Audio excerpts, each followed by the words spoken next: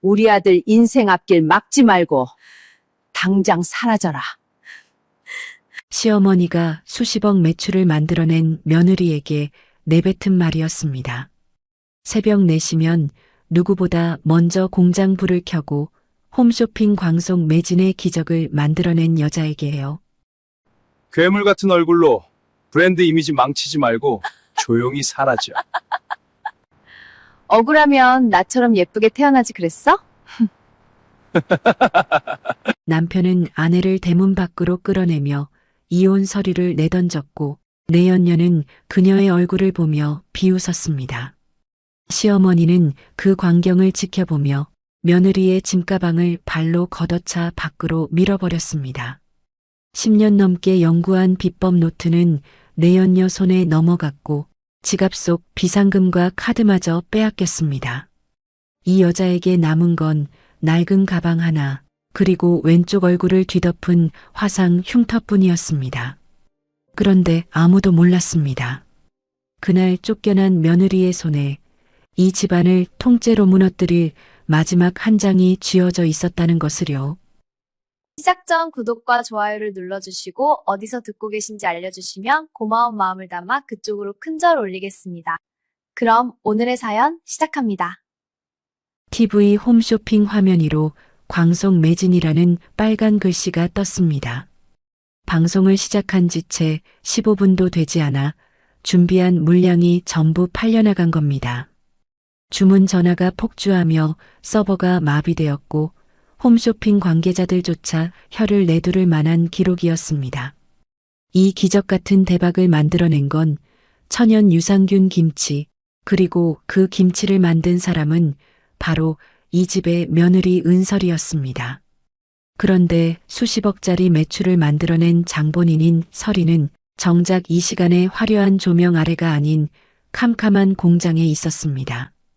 새벽 4시 세상이 아직 잠들어 있는 시간에 홀로 공장 불을 켜고 배추 절임의 염도를 소수점 단위까지 측정하고 있었죠. 경기도 외곽의 김치 공장, 코끝을 찌르는 짭조름한 냄새 속에서 설이의 하루는 늘 이렇게 시작되었습니다. 설이는 대학에서 식품공학을 전공한 사람이었습니다.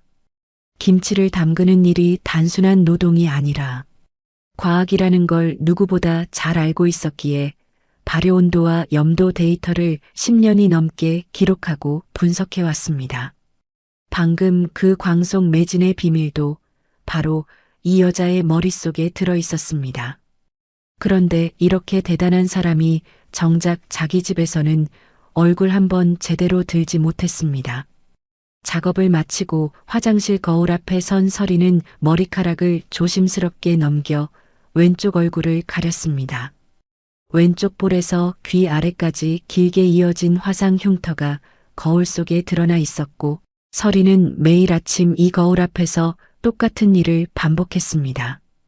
흉터가 보이지 않도록 머리카락의 각도를 정성껏 맞추고 스스로에게 나직하게 속삭이는 거죠. 괜찮다고, 오늘도 잘 해낼 수 있다고요. 바로 그때 공장 문이 거칠게 열리며 시어머니 박 여사가 들어왔습니다. 시어머니 박 여사는 설이가 밤새 정리해 놓은 발효 데이터 차트를 슬쩍 보더니 입꼬리를 비틀었습니다. 글 공부한 티 내지 말고 몸이나 움직여라. 종이에 숫자 써놓는다고 김치 맛이 좋아지냐? 설이는 아무 말도 하지 않았습니다.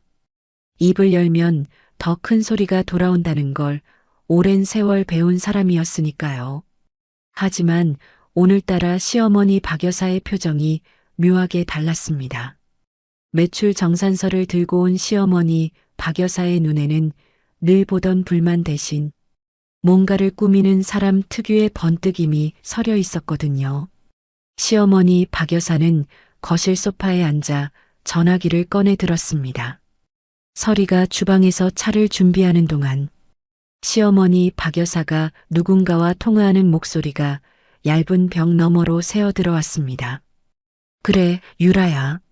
내가 다 생각이 있으니까 걱정 마. 그 비법 노트, 비밀번호는 내가 어떻게든 알아낼 테니까 너는 걱정 말고 있어. 서리의 손이 찻잔 위에서 딱 멈췄습니다. 비법 노트. 서리가 10년이 넘게 연구하고 실험하며 한 글자 한 글자 적어 내려간 천연 발효 비법이 담긴 노트를 말하는 거였습니다. 서리의 등골이 서늘해졌습니다. 유라라는 이름은 최근 남편 승준의 입에서 점점 자주 흘러나오던 이름이었고 그때마다 가슴 한쪽이 싸늘하게 식곤 했던 이름이었습니다. 그 이름이 이제 시어머니의 입에서까지 나오고 있었죠. 서리가 조심스럽게 거실로 차를 내오자 시어머니 박 여사는 아무 일도 없었다는 듯 전화기를 내려놓으며 서리의 얼굴을 보았습니다. 그리고 표정이 돌처럼 굳더니 한마디를 내뱉었습니다. 야, 오늘 저녁에 손님 오시는데 그 흉측한 얼굴로 나타나지 마. 마스크 똑바로 쓰고 다녀. 서리는 고개를 숙이며 네, 어머님 하고 대답했습니다. 하지만 서리의 머릿속은 방금 들은 전화 내용으로 어지럽게 돌아가고 있었습니다. 비법 노트를 유라에게 넘기겠다고요? 대체 유라가 누구길래 시어머니 박 여사가 자기 며느리의 평생 연구를 통째로 넘기겠다는 걸까요? 그 답은 며칠 뒤에 밝혀졌습니다. 남편 승준이 서재에서 서류 한 장을 꺼내 식탁 위에 펼쳤습니다.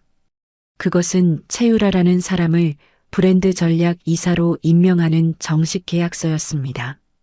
서리가 눈이 커지자 남편 승준은 시선도 주지 않고 차갑게 내뱉었습니다.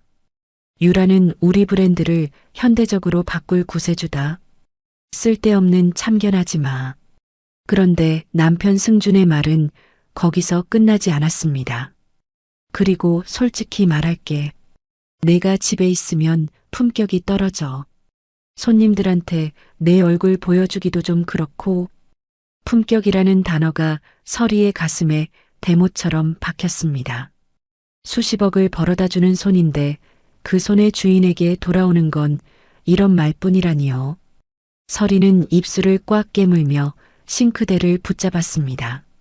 하지만 정작 서리를 무너뜨린 건 남편 승준의 모멸이 아니었습니다. 내연녀 유라가 이 집에 직접 발을 들인 겁니다. 화려한 원피스에 굽 높은 구두, 어디 하나. 흐트러짐 없는 차림의 내연녀 유라는 마치 이 집의 안주인인 양 거실 소파 한가운데에 자연스럽게 앉았습니다. 그리고 서리를 올려다보며 태연하게 말했죠. 주스 한 잔만 갖다 줄래요? 얼음 많이 넣어서. 시어머니 박 여사가 옆에서 고개를 끄덕이며 어서 갖다 드려라 하고 거들었습니다. 서리는 자기 집 거실에서 남편의 내연녀에게 심부름을 받는 자신이 한없이 초라하게 느껴졌지만 고개를 숙이고 주방으로 향할 수밖에 없었습니다. 그때 내연녀 유라가 서리의 왼쪽 얼굴을 빤히 들여다보았습니다. 머리카락 사이로 살짝 드러난 화상 흉터를 발견한 내연녀 유라의 입꼬리가 올라갔습니다. 관리 좀 하지. 보는 사람이 다 안타깝네. 서리는 반사적으로 머리카락을 끌어내려 얼굴을 가렸습니다. 손끝이 차갑게 떨리고 있었지만 아무 말도 하지 못한 채 주방으로 피했습니다. 서리가 돌아선 그 순간부터 거실의 대화 톤이 확 바뀌었습니다. 시어머니 박 여사와 내연녀 유라의 목소리가 낮아지면서 꺼내서는 안 될 이야기가 시작된 겁니다. 유라야, 그 연구실 금고에 노트가 있어. 서리가 거기다 다 정리해놨거든. 비밀번호는 내가 어떻게든 알아낼 테니까 너는 걱정 말고 있어.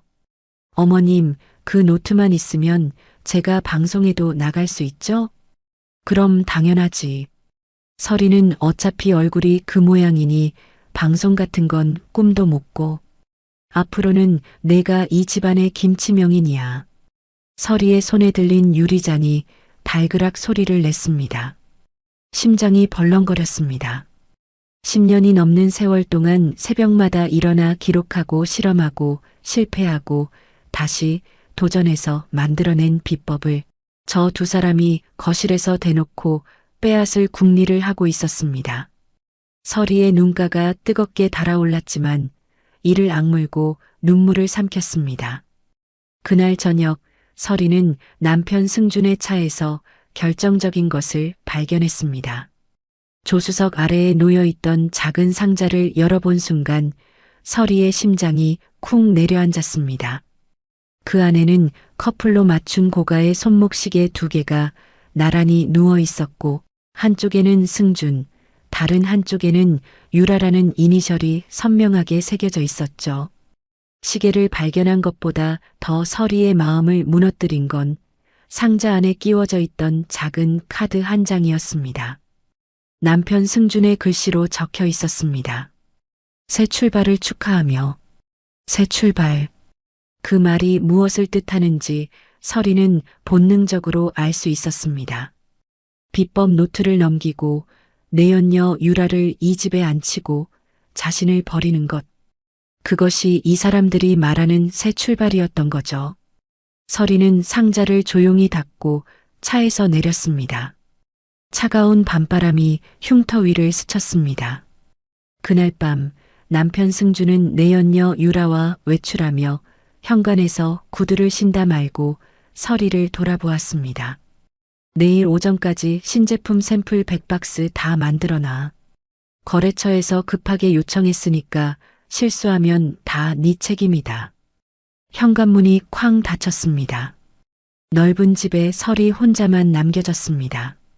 텅 빈 주방에 홀로 앉은 서리는 서랍 깊은 곳에서 낡은 요리책 한 권을 꺼냈습니다. 돌아가신 부모님이 남겨준 유일한 유품이었죠. 가장자리가 닳고 닳아 너덜너덜해진 그 요리책에는 어머니의 손글씨가 빼곡히 적혀 있었습니다. 서리는 그 글씨를 손끝으로 천천히 어루만지다가 무거운 배추 한 포기를 두 손으로 들어 올렸습니다. 새벽 4시에 일어나 공장 불을 켜고 수십억을 벌어다 주고 돌아와서는 흉측하다는 소리를 들으며 남편의 내연녀에게 주스 심부름을 하고 밤에는 혼자서 100박스를 채워야 하는 여자. 그런데 이 여자의 등 뒤에서는 지금 그녀의 전부를 빼앗으려는 칼이 조용히 갈리고 있었습니다. 그날은 평소와 다를 것 없는 아침이었습니다. 서리는 여느 때처럼 새벽에 일어나 공장으로 향했고 발효 탱크의 온도를 체크하며 하루를 시작했죠. 하지만 서리가 모르는 사이 이 집안에서는 이미 모든 준비가 끝나 있었습니다. 서리가 오전 작업을 마치고 연구실 쪽으로 돌아왔을 때 복도 끝에서 이상한 소리가 들려왔습니다. 쇠가 부딪히는 둔탁한 소리, 그리고 무언가를 억지로 비트는 삐걱거림. 서리는 직감적으로 심장이 쪼그라드는 걸 느끼며 연구실을 향해 뛰었습니다. 연구실 문이 활짝 열려 있었습니다. 그리고 그 안에서 시어머니 박 여사가 업자를 불러 금고를 강제로 뜯고 있었습니다. 서리가 10년이 넘게 연구하며 한 글자 한 글자 적어내려간 천연 발효 비법 노트. 서리의 인생 전부가 담긴 그 노트가 들어있는 금고였습니다. 어머님, 그거 제 금고예요. 서리가 달려가 금고를 막아서는 순간 시어머니 박 여사의 손이 번개처럼 올라왔습니다. 찰싹 하는 소리와 함께 서리의 손등 위로 날카로운 통증이 퍼져나갔습니다. 서리가 아픔에 손을 움켜쥐며 뒷걸음질 치자 시어머니 박 여사는 눈 하나 깜짝하지 않고 서리를 내려다보며 입을 열었습니다. 가문의 은혜도 모르는 것이 내가 이 집에서 밥 먹고 잠자고 공장 쓴 게 다 누구 덕인데 노트 하나에 이 난리야? 서리의 입술이 파르르 떨렸습니다. 10년이 넘는 세월 동안 새벽 4시에 일어나 공장을 돌리고 수십억의 매출을 만들어낸 사람이 자신인데 시어머니 박 여사의 입에서는 마치 서리가 이 집안의 신세를 진 사람인 것처럼 들렸으니까요. 서리가 무언가를 말하려고 입을 연 순간 연구실 문 뒤에서 또 다른 발자국 소리가 들려왔습니다. 내연녀 유라였습니다. 마치 처음부터 이 자리에 오기로 약속이라도 한 듯 정확한 타이밍에 나타난 겁니다. 시어머니 박 여사가 금고에서 꺼낸 노트를 내연녀 유라의 손에 직접 쥐어주었습니다. 그리고 못 박듯이 선언했죠. 이제부터 내가 이 비법의 공식 개발자다. 알겠지? 내연녀 유라가 노트를 받아들고 천천히 페이지를 넘기기 시작했습니다. 서리가 수천 번의 실험과 실패를 거쳐 정리한 배합 비율, 발효 온도, 숙성 기간이 빼곡히 적힌 그 페이지들을 내연녀 유라는 전리품을 감상하듯 느긋하게 훑어보았습니다. 그리고 서리를 향해 고개를 돌리더니 입꼬리를 느릿하게 올렸습니다. 이제 이 비법의 주인은 나야. 서리의 온몸에서 힘이 빠져나가는 것 같았습니다. 자신의 인생 전부나 다름없는 것이 눈앞에서 다른 사람의 손으로 넘어가고 있는데 서리는 그 자리에서 아무것도 할 수가 없었습니다. 서리는 마지막 희망을 붙잡는 심정으로 남편 승준에게 달려갔습니다. 이 사람이라면 아무리 차가워졌어도 부부인데 이건 너무하다고 한마디라도 해줄 거라고 믿었던 겁니다. 여보, 제발. 그 노트는 내가 10년 넘게 만든 거잖아. 이건 아니야. 남편 승준은 서리의 말을 끝까지 듣지도 않았습니다. 남편 승준의 손이 서리의 팔을 거칠게 움켜쥐더니 그대로 끌고 갔습니다. 현관을 지나 마당을 가로질러 대문 앞까지 서리의 발이 땅 위에 질질 끌려갔습니다. 서리가 필사적으로 팔을 빼려 했지만 남편 승준의 소나기는 풀릴 기미가 없었습니다. 대문 앞에서 남편 승준이 서리의 팔을 놓더니 서류한 묶음을 서리의 발치에 내던졌습니다. 이혼 서류였습니다. 괴물 같은 얼굴로 브랜드 이미지 망친 게 얼만데 돈까지 찾아가겠다고? 거기 서명해. 빈손으로 나가. 서리는 바닥에 흩어진 서류를 내려다보며 온몸이 얼어붙는 것 같았습니다. 이 사람과 함께한 세월이 새벽마다 이 집안을 위해 바쳐온 모든 시간이 발밑에 나뒹구는 종이 한 묶음으로 정리되고 있었습니다. 그때 현관문이 다시 열렸습니다. 시어머니 박 여사가 낡은 짐가방 하나를 들고 나왔습니다. 서리가 시집 올 때 가져왔던 것으로 10년이 넘는 세월 동안 다락 구석에 처박혀 있던 가방이었죠. 시어머니 박 여사는 그 가방을 마당 한복판에 내팽개쳤습니다. 퍽 하는 둔탁한 소리가 마당에 울려 퍼졌고 가방 지퍼 사이로 서리의 낡은 옷가지 몇 벌이 삐져나왔습니다. 10년이 넘는 세월의 무게가 고작 저 가방 하나라는 사실에 서리의 목 안쪽이 타들어가는 것 같았습니다. 시어머니 박 여사가 팔짱을 끼고 서리를 내려다보며 말했습니다. 우리 아들 인생 앞길 막지 말고 당장 사라져라. 서리가 이를 악물고 억울함을 삼키고 있을 때 내연녀 유라가 현관 기둥에 기대선 채 서리의 화상 흉터를 손가락으로 가리키며 비웃었습니다. 그 흉터 괴물 얼굴로 홍보할 순 없잖아. 억울하면 예쁘게 태어나지 그랬어. 서리의 주먹이 부르르 떨렸습니다. 서리가 마지막으로 핸드백이라도 챙기려 손을 뻗자 남편 승준이 핸드백을 낚아채 열어버렸습니다. 지갑 안에 있던 비상금 몇만 원과 카드까지 전부 꺼내 자기 주머니에 쑤셔 넣으며 내뱉었습니다. 이것도 다 이 집 돈이야. 내 돈은 없어. 텅 빈 핸드백이 서리의 발 앞에 떨어졌습니다. 서리는 더 이상 서 있을 수가 없었습니다. 무릎에서 힘이 풀리며 마당 한복판에 주저앉았고 차가운 시멘트 바닥이 무릎뼈를 때리는 둔한 충격이 올라왔습니다. 하지만 마음이 무너지는 아픔에 비하면 그건 아무것도 아니었습니다. 시어머니 박 여사는 마당에 주저앉은 서리를 한 번도 돌아보지 않았습니다. 서리의 짐가방을 발로 걷어차 대문 밖으로 밀어버렸을 뿐이었죠. 내연녀 유라가 대문 안쪽에서 서리를 내려다보며 마지막 한마디를 던졌습니다. 너 같은 건 어디 가서도 아무것도 못해. 그냥 조용히 살아. 그리고 육중한 철문이 쾅 닫혔습니다. 서리는 굳게 닫힌 철문 앞에서 한참을 움직이지 못했습니다. 두 손으로 차가운 철문을 짚었지만 안에서는 아무런 소리도 들려오지 않았습니다. 마치 설이라는 사람이 이 세상에 존재한 적 없었던 것처럼 그 집은 아무 일도 없다는 듯 고요해졌습니다.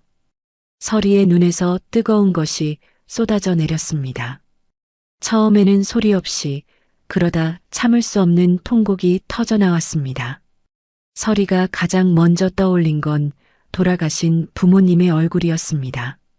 부모님이 남겨주신 요리 솜씨로 이 집안의 보탬이 되겠다고, 잘 살아보겠다고 다짐하며 시집왔던 그날의 자신이 너무나 부끄럽고 원망스러웠습니다. 설이는 무릎을 꿇은 채 가슴을 쥐어뜯었습니다. 엄마, 아빠, 죄송해요. 딸이 이 꼴이 됐어요. 설이의 오열이 텅 빈 골목에 메아리 쳤지만 아무도 듣는 사람은 없었습니다. 얼마나 시간이 흘렀는지 모릅니다. 눈물이 마르고 나서야 설이는 비틀거리며 몸을 일으켰습니다. 대문 밖에 내팽개쳐진 낡은 짐가방 하나가 설이에게 남겨진 전부였습니다. 지갑도 없고 카드도 없고 갈 곳도 없었습니다. 있는 거라곤 이 짐가방 하나와 가방 안에 넣어둔 돌아가신 부모님의 낡은 요리책 한 권뿐이었죠. 설이는 그 가방의 손잡이를 꽉 쥐었습니다. 손잡이가 손바닥에 파고들어 아팠지만 이것마저 놓으면 정말로 아무것도 남지 않을 것 같았습니다. 해가 지고 있었습니다. 먼지 날리는 길 위로 설이의 그림자가 길게 늘어졌습니다. 낡은 짐가방 바퀴가 덜컹거리는 소리만이 텅 빈 골목을 채웠고 설이는 어디로 가야 할지도 모른 채 한 발 한 발 비틀거리며 걸었습니다. 등 뒤로 시댁의 커다란 대문이 점점 멀어지고 있었지만 설이는 단 한 번도 뒤를 돌아보지 않았습니다. 설이가 쫓겨난 지 일주일도 채 지나지 않아 TV에서 익숙한 얼굴이 나왔습니다. 전국 방송을 타는 유명 정보 프로그램이었습니다. 화면 속에서 내연녀 유라가 깔끔한 요리복을 차려입고 카메라 앞에 서 있었습니다. 화면 아래에 찍힌 자막에는 이렇게 적혀 있었죠. 전통 김치 명인 최유라. 내연녀 유라는 설이가 10년 넘게 연구한 저염 발효법을 마치 자신이 오랜 세월 독자적으로 개발한 것처럼 설명하고 있었습니다. 카메라 앞에서 발효 원리를 이야기하고 천연 유산균의 효능을 자신 있게 풀어놓는 내연녀 유라의 모습은 그럴듯해 보였습니다. 하지만 그 말 한마디 한마디가 전부 설이의 비법 노트에 적혀 있던 내용이라는 걸 아는 사람은 이 세상에 설이밖에 없었습니다. 같은 시각 시댁 거실에서는 시어머니 박여사와 남편 승준이 나란히 소파에 앉아 TV 화면을 바라보고 있었습니다. 시어머니 박여사의 입가에는 만족스러운 미소가 걸려 있었고 남편 승준은 고개를 끄덕이며 말했습니다. 유라 덕분에 가문이 빛나네요, 어머니. 시어머니 박여사가 리모컨으로 볼륨을 높이며 대답했습니다. 그래, 처음부터 유라가 했어야 했어. 설이 같은 건 일찍 내보낼 걸 그랬다. 그렇게 설이의 이름은 이 집안에서 완전히 지워졌습니다. 수십억의 매출을 만들어낸 사람도 새벽마다 공장 불을 켠 사람도 이 집안의 기억 속에서는 존재한 적 없는 사람이 되어버린 겁니다. 한편 그 시간에 설이는 어디에 있었느냐 하면 도심 외곽의 허름한 찜질방 구석에 웅크리고 있었습니다. 쫓겨난 날부터 설이가 잠을 청할 수 있는 곳은 이 찜질방뿐이었습니다. 호주머니에 남은 돈이라곤 짐가방 안주머니에 접어둔 10,000원짜리 지폐 몇 장이 전부였고 그마저도 찜질방 이용료로 하루하루 줄어들고 있었습니다. 설이는 일자리를 구하기 위해 거리를 걸었습니다. 식당이라면 어디든 좋았습니다. 설거지든 청소든 손이 필요한 곳이면 어디든 일할 각오가 되어 있었죠. 하지만 돌아오는 건 한결같았습니다. 첫 번째 식당에 들어갔을 때 사장은 서리의 이력서를 받아들더니 얼굴을 올려다보았습니다. 서리가 미처 머리카락을 넘기기도 전에 왼쪽 볼의 흉터가 눈에 들어온 거죠. 사장의 표정이 순식간에 굳었습니다. 아, 미안한데 주방이 좁아서 사람을 더 못 써요. 두 번째 식당도 세 번째 식당도 마찬가지였습니다. 이유는 전부 달랐지만 흉터를 본 뒤에 돌아서는 눈빛은 똑같았습니다. 네 번째 식당의 사장은 아예 대놓고 말했습니다. 솔직히 말할게요. 손님들이 불편해해요. 다른 데 알아보세요. 서리는 아무 말도 하지 못하고 고개를 숙인 채 식당 문을 나왔습니다. 발걸음이 점점 느려졌습니다.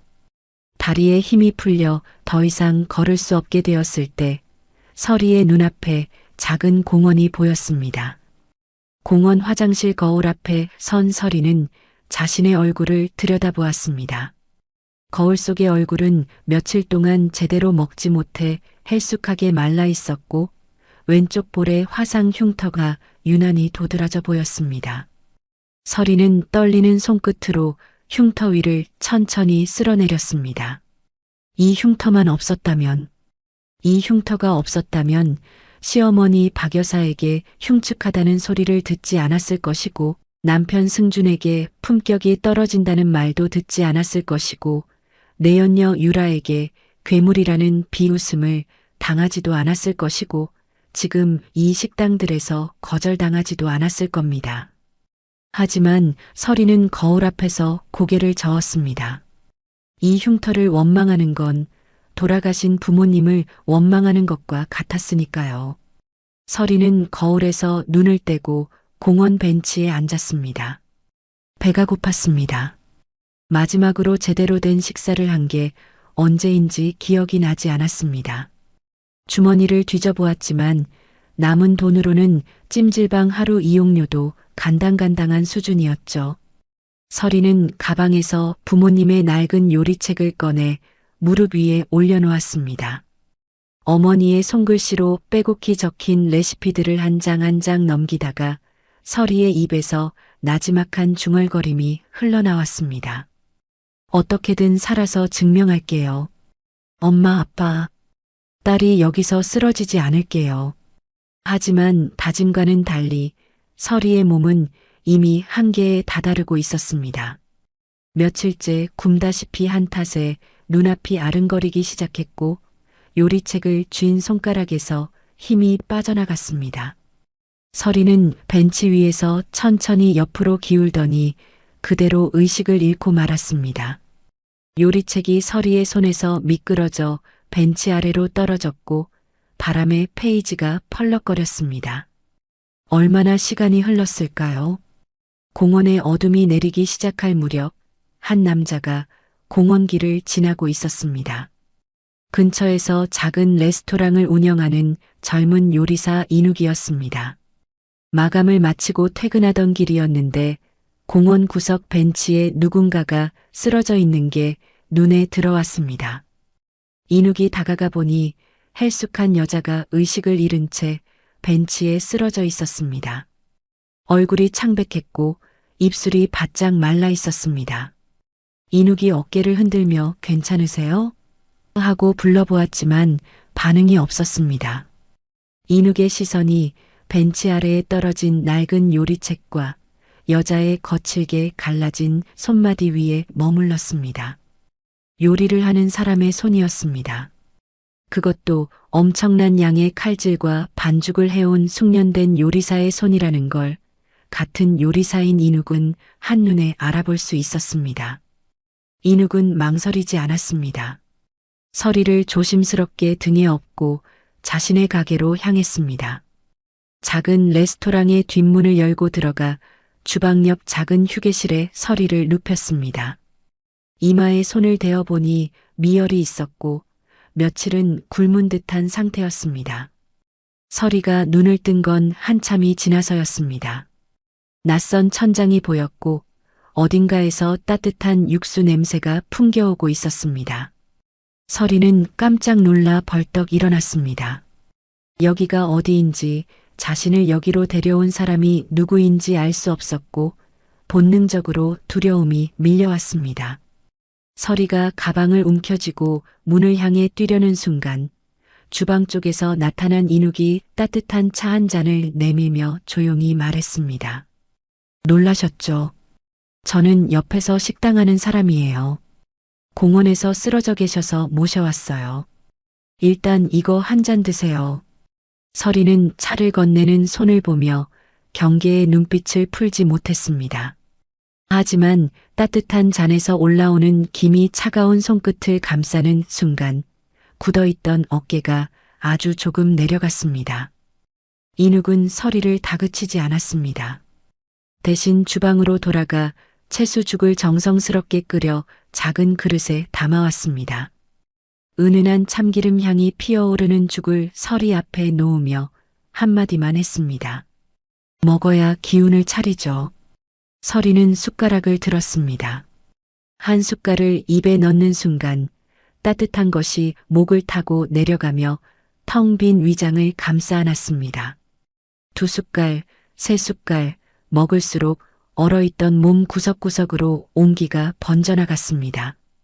서리는 죽을 먹다가 자기도 모르게 눈물이 흘렀습니다. 소리 없이, 멈출 수 없이 뜨거운 것이 볼 위로 줄줄 흘러내렸습니다. 쫓겨난 뒤로 누군가에게 따뜻한 말 한마디 들어본 적이 없었습니다. 식당마다 흉터를 보고 고개를 돌렸고 찜질방에서도 사람들의 시선이 서리를 피해 갔습니다. 그런데 이 낯선 사람은 서리의 얼굴을 한 번도 이상하게 쳐다보지 않았습니다. 그저 밥 한 그릇을 내밀며 먹으라고, 기운을 차리라고 말했을 뿐이었습니다. 그 평범한 온기가 서리에게는 무너진 세상 위로 내려앉은 첫 번째 빛이었습니다. 인욱은 서리가 오는 동안 아무 말도 하지 않았습니다. 다만 서리의 손을 조용히 바라보고 있었죠. 굵은 칼 자국이 겹겹이 새겨진 손마디, 뜨거운 냄비를 맨손으로 잡아온 듯한 화상 자국, 물에 불어 갈라진 손끝. 인욱은 확신했습니다.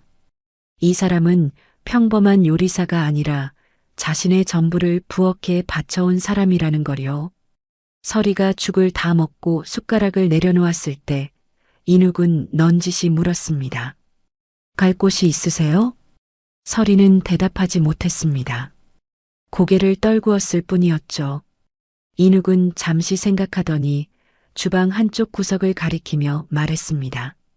저도 혼자서 가게 돌리는 게 벅찬 참이었어요. 갈 곳이 없으시면 여기서 주방 보조로 일해 보시겠어요? 잠도 여기서 해결할 수 있고요. 서리는 인욱의 눈을 보았습니다. 동정이 아니었습니다. 인욱의 눈에는 같은 일을 하는 사람을 알아보는 진심 어린 존중이 담겨 있었습니다. 서리는 한참을 망설이다가 가방에서 마스크 하나를 꺼내 얼굴에 썼습니다. 흉터를 가리고 천천히 일어나 주방 한편에 자리를 잡았습니다. 오랜만에 주방 기구들이 손에 닿는 순간 서리의 눈빛이 달라졌습니다. 꺼져 있던 불씨 위로 바람이 스치듯 아주 작지만 분명한 빛이 서리의 눈 안에서 다시 켜진 순간이었습니다. 인욱의 가게에서 일하기 시작한 지 며칠이 지났습니다. 서리는 아직 말이 없었습니다. 인욱이 시키는 일만 묵묵히 해냈고 필요한 말 외에는 입을 열지 않았죠.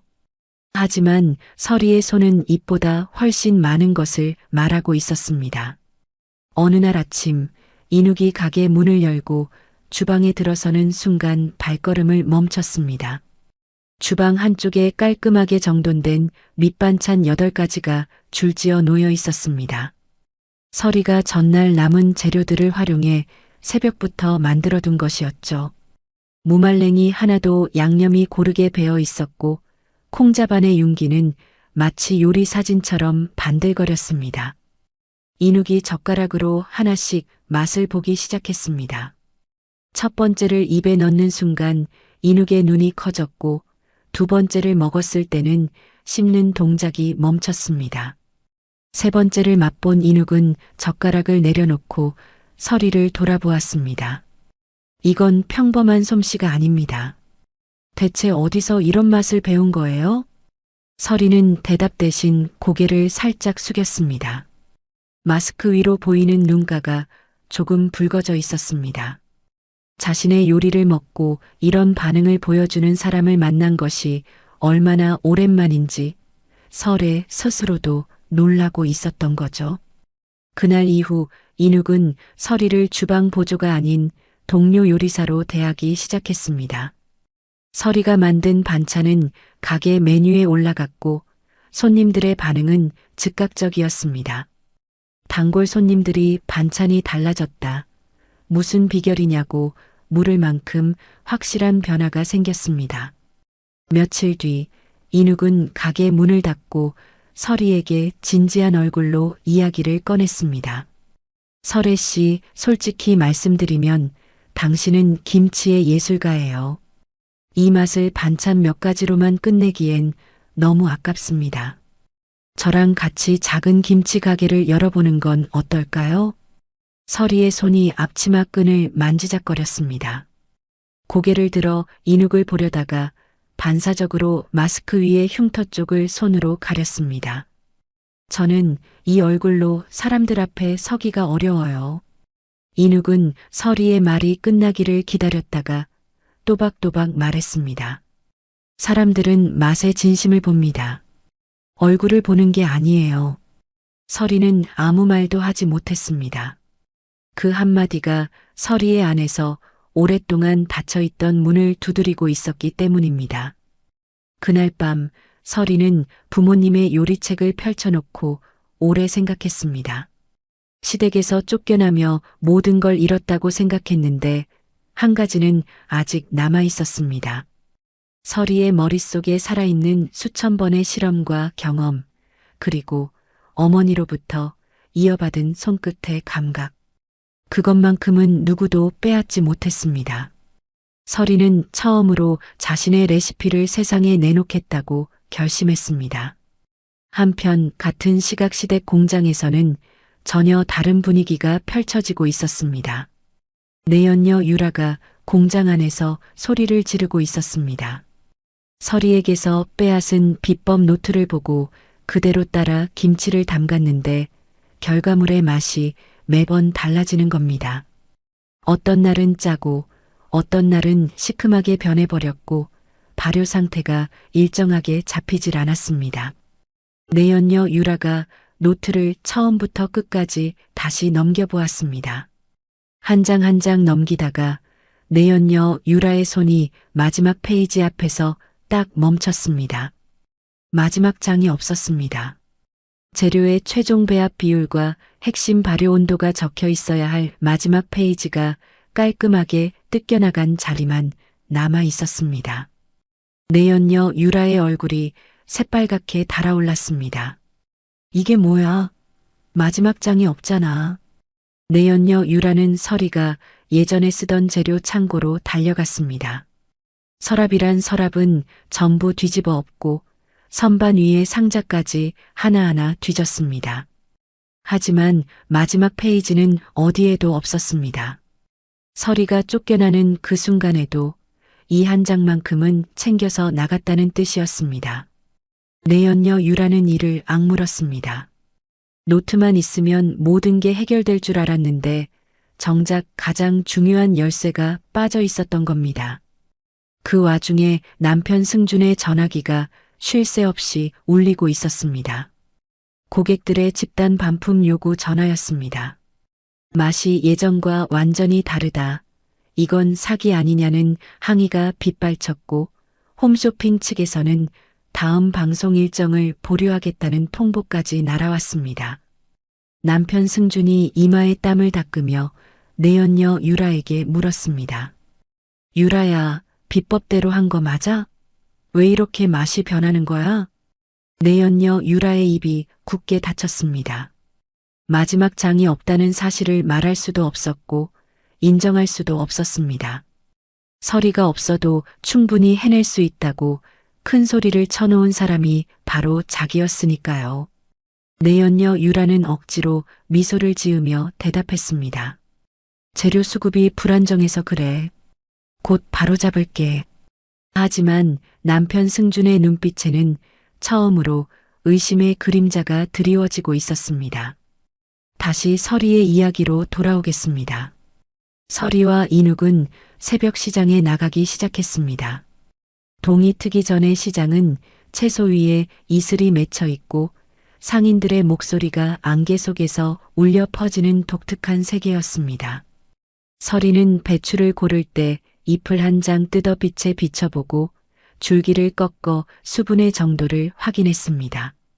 마늘은 껍질 색만 보고도 산지와 숙성 기간을 가늠했고 젓갈은 냄새를 맡는 것만으로 발효 상태를 짚어냈습니다.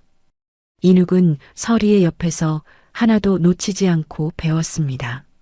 서리가 재료를 고르는 모습에서 10년이 넘는 내공이 고스란히 드러났고 인욱은 이 사람이 왜 주방 보조로 숨어 있어야 하는지 더욱 이해할 수 없었습니다. 시장 상인들도 서리를 서서히 알아보기 시작했습니다. 처음에는 마스크를 쓴 낯선 여자를 경계하던 상인들이 서리가 재료를 고르는 안목을 보고 나서는 이 언니 장사꾼 아니야. 진짜 백이다라며 먼저 말을 걸어왔습니다. 서리가 상인들과 대화하며 마스크 너머로 작게 웃는 모습을 보며 인욱은 조금 떨어진 곳에서 흐뭇하게 그 장면을 바라보았습니다. 한 달쯤 뒤 서리와 인욱은 시장 골목 끝에 있는 작은 가게를 계약했습니다. 보증금이 넉넉하지 않아 가장 저렴한 자리를 골라야 했지만 서리는 오히려 괜찮다고 했습니다. 골목 안쪽이면 사람들의 시선을 덜 받을 수 있으니까요. 사업자 등록을 하는 날 인욱이 서리에게 가게 이름을 물었습니다. 서리는 잠시 생각하다가 입을 열었습니다. 훈장 김치요. 인욱이 고개를 갸웃거리자 서리가 작은 목소리로 덧붙였습니다. 제 흉터가 언젠가는 부끄러운 게 아니라 훈장이 되는 날이 오면 좋겠어서요. 인욱은 아무 말 없이 고개를 끄덕이며 서류에 훈장 김치라고 정성껏 적어 넣었습니다. 가게 정리를 끝낸 서리는 그날부터 주방에 틀어박혀 자신만의 비법 소스를 완성하는 작업에 매달렸습니다. 시댁에서 빼앗긴 노트의 마지막 페이지, 그 안에 적혀있던 핵심 배합 비율은 서리의 머릿속에 고스란히 살아있었습니다. 거기에 부모님의 요리책에서 영감을 받은 새로운 천연 양념 조합을 더해 서리는 이전보다 한 단계 더 깊은 맛을 만들어내기 시작했습니다. 첫 번째 샘플이 완성된 날, 인욱이 김치 한 젓가락을 입에 넣었습니다. 씹는 순간 인욱의 눈이 동그랗게 커졌고 삼킨 뒤에도 한참 동안 입안에 남아있는 감칠맛의 말을 잊지 못했습니다. 이건 무조건 성공합니다. 이 맛을 한번 본 사람은 절대 잊지 못해요. 서리의 눈가가 마스크 위로 살짝 접혔습니다. 웃고 있었습니다. 쫓겨난 이후로 처음 짓는 미소였습니다. 그날 밤 서리는 부모님의 낡은 요리책을 꺼내 맨 뒷장을 펼쳤습니다. 어머니의 손글씨가 끝나는 빈 페이지 위에 서리는 펜을 들어 천천히 적었습니다. 서리의 김치. 그 세 글자를 쓰는 손이 떨렸지만 글씨는 또렷했습니다. 서리는 어머니의 글씨 옆에 나란히 놓인 자신의 글씨를 한참 동안 내려다보았습니다. 이제 시작이었습니다. 하지만 서리가 새 출발의 설렘에 젖어 있던 그 시각, 내연녀 유라는 사람을 풀어 서리의 행방을 수소문하고 있었습니다. 마지막 페이지를 되찾지 못하면 자신의 거짓이 전부 들통나기 때문이었죠. 서리를 향한 올가미는 다시 조여오고 있었습니다. 시댁 공장의 상황은 나날이 심각해지고 있었습니다. 반품 요구는 줄어들 기미가 보이지 않았고 홈쇼핑 측에서는 다음 시즌 계약을 재검토하겠다는 통보까지 날아왔습니다. 내연녀 유라는 초조함에 밤잠을 설치고 있었습니다. 노트에 마지막 페이지가 없으니 아무리 따라 해봐도 맛이 일정하게 나오지 않았습니다. 어떤 배치는 너무 짜고 어떤 배치는 발효가 과하게 진행되어 시큼하게 변해버렸죠. 내연녀 유라는 결국 극단적인 선택을 했습니다. 변해버린 맛을 감추기 위해 인공 감미료와 화학 방부제를 대량으로 투입한 겁니다. 천연 유산균 김치라는 이름을 달고 팔리는 제품에 화학 첨가물을 쏟아붓는 소비자를 완전히 속이는 행위였습니다. 하지만 내연녀 유라에게는 맛보다 중요한 것이 있었습니다. 자신의 거짓이 들통나지 않는 것, 그것만이 전부였습니다. 그런데 내연녀 유라가 첨가물로 맛을 틀어막고 있던 바로 그 시점에 수소문 끝에 서리의 행방이 밝혀졌습니다. 시장 골목 끝에 훈장 김치라는 이름의 작은 가게가 새로 들어섰다는 소식이 내연녀 유라의 귀에 들어온 겁니다. 내연녀 유라의 얼굴이 일그러졌습니다. 서리가 김치 장사를 시작했다는 건 마지막 페이지의 비법이 서리의 손에서 다시 살아나고 있다는 뜻이었으니까요. 내연녀 유라는 즉시 행동에 나섰습니다. 다음 날 이른 아침 서리가 가게에 출근했을 때 눈앞에 펼쳐진 광경에 발걸음이 딱 멈췄습니다. 가게 앞 셔터 위에 커다란 대자보가 떡하니 붙어 있었습니다. 빨간 글씨로 휘갈겨 쓴 내용은 이랬습니다. 위생 불량, 흉측한 주인이 만드는 김치. 당신의 가족에게 먹일 수 있겠습니까? 지나가던 사람들이 대자보 앞에서 발을 멈추고 수군거렸습니다. 뭐야, 여기 위생 문제 있는 데야? 흉측한 주인이라니, 무슨 가게가 이래? 서리의 얼굴이 하얗게 질렸습니다. 온몸이 얼어붙은 것처럼 움직일 수가 없었습니다. 사람들의 시선이 대자보와 서리를 번갈아 훑는 것 같았고 서리는 반사적으로 마스크를 고쳤으며 가게 안으로 뛰어들어갔습니다. 그리고 셔터를 반쯤 내린 채 주방 구석에 쪼그리고 앉아버렸습니다. 서리의 머릿속에 돌아가신 부모님의 얼굴이 떠올랐습니다. 부모님 앞에서 당당하게 서고 싶었습니다. 딸이 이렇게 다시 일어섰다고, 엄마 아빠가 남겨준 손맛으로 세상에 인정받고 있다고 보여드리고 싶었습니다. 그런데 현실은 또다시 흉터 뒤에 숨어야 하는 자신이었습니다. 얼마나 그렇게 앉아 있었는지 모릅니다. 주방 문이 열리더니 인욱이 들어왔습니다. 인욱은 이미 밖에서 대자보를 보고 온 뒤였습니다. 인욱의 턱이 단단하게 굳어 있었지만 서리 앞에서는 목소리를 부드럽게 낮추었습니다. 설혜 씨, 당신은 잘못한 게 하나도 없어요. 저런 건 비겁한 사람들이나 하는 짓입니다. 당당하게 맞서요, 같이. 인욱은 서리의 대답을 기다리지 않고 밖으로 나갔습니다. 그리고 대자보를 두 손으로 움켜쥐더니 단번에 찢어버렸습니다. 종이가 갈기갈기 찢기는 소리가 골목에 울렸고 지나가던 사람들이 멈춰서서 인욱을 바라보았습니다. 인욱은 아랑곳하지 않고 찢어진 종이를 쓰레기통에 쑤셔 넣었습니다. 하지만 대자보는 시작에 불과했습니다. 그날 오후 가게 앞에 낯익은 얼굴이 나타났습니다. 남편 승준이었습니다. 남편 승준은 가게 문을 벌컥 열고 들어오더니 주방에 있던 서리를 보자마자 소리를 질렀습니다. 내가 우리 비법을 훔쳐서 나간 거지? 그래서 여기서 몰래 장사하고 있었어? 서리의 심장이 쿵 내려앉았습니다. 하지만 이번에는 달랐습니다. 시댁에서 쫓겨날 때와는 다른 무언가가 서리의 안에서 꿈틀거리고 있었습니다. 서리는 떨리는 주먹을 꽉 쥐고 남편 승준의 눈을 정면으로 바라보았습니다. 비법은 내 머릿속에 있어요. 그건 내가 10년 넘게 연구한 내 노력의 결과예요. 훔친 건 당신들이지. 내가 아니에요. 남편 승준의 눈이 크게 떠졌습니다. 그동안 한마디도 맞서지 못하던 서리가 자신을 똑바로 쳐다보며 말하고 있다는 사실에 순간적으로 당황한 겁니다. 하지만 남편 승준은 금세 얼굴을 일그러뜨리며 주방 테이블을 발로 걷어찼습니다. 쟁그랑 하는 소리와 함께 그릇 몇 개가 바닥에 떨어져 산산조각이 났습니다. 괴물 같은 얼굴로 장사가 될 것 같아?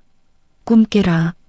남편 승준이 퍼붓는 폭언에 서리의 입술이 파르르 떨렸지만 이번에는 고개를 숙이지 않았습니다.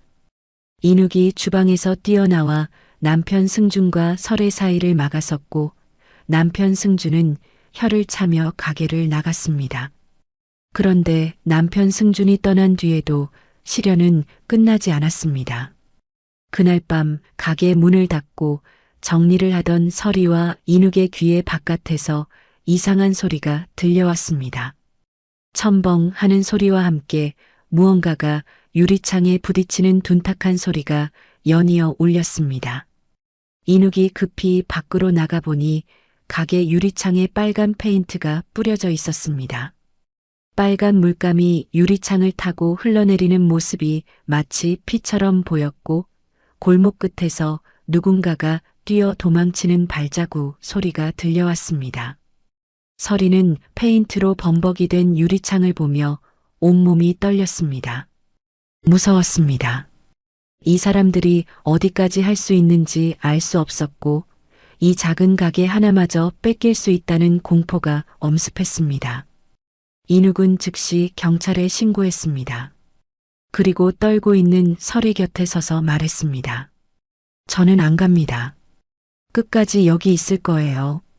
경찰이 현장을 확인하고 돌아간 뒤에도 인욱은 서리 곁을 떠나지 않았습니다. 두 사람은 한마디도 없이 유리창의 페인트를 걸레로 닦아냈습니다. 빨간 물감이 묻은 걸레를 빨아짜고 다시 닦고 또 짜내기를 수십 번 반복한 뒤에야 유리창이 조금씩 본래의 투명한 모습을 되찾았습니다. 하지만 내연녀 유라의 공격은 거기서 끝나지 않았습니다. 며칠 뒤 인터넷 맛집 커뮤니티에 서리의 사진이 올라왔습니다. 어디서 구했는지 서리의 화상 흉터가 드러난 사진과 함께 혐오감을 주는 외모의 주인이 운영하는 비위생적 김치업체라는 글이 퍼지기 시작한 겁니다. 댓글에는 이런 얼굴로 음식을 만든다고? 위생관념이 있긴 한 거야? 라는 악의적인 반응이 줄줄이 달렸습니다. 서리는 핸드폰 화면을 내려다보며 손끝이 차갑게 식어가는 걸 느꼈습니다.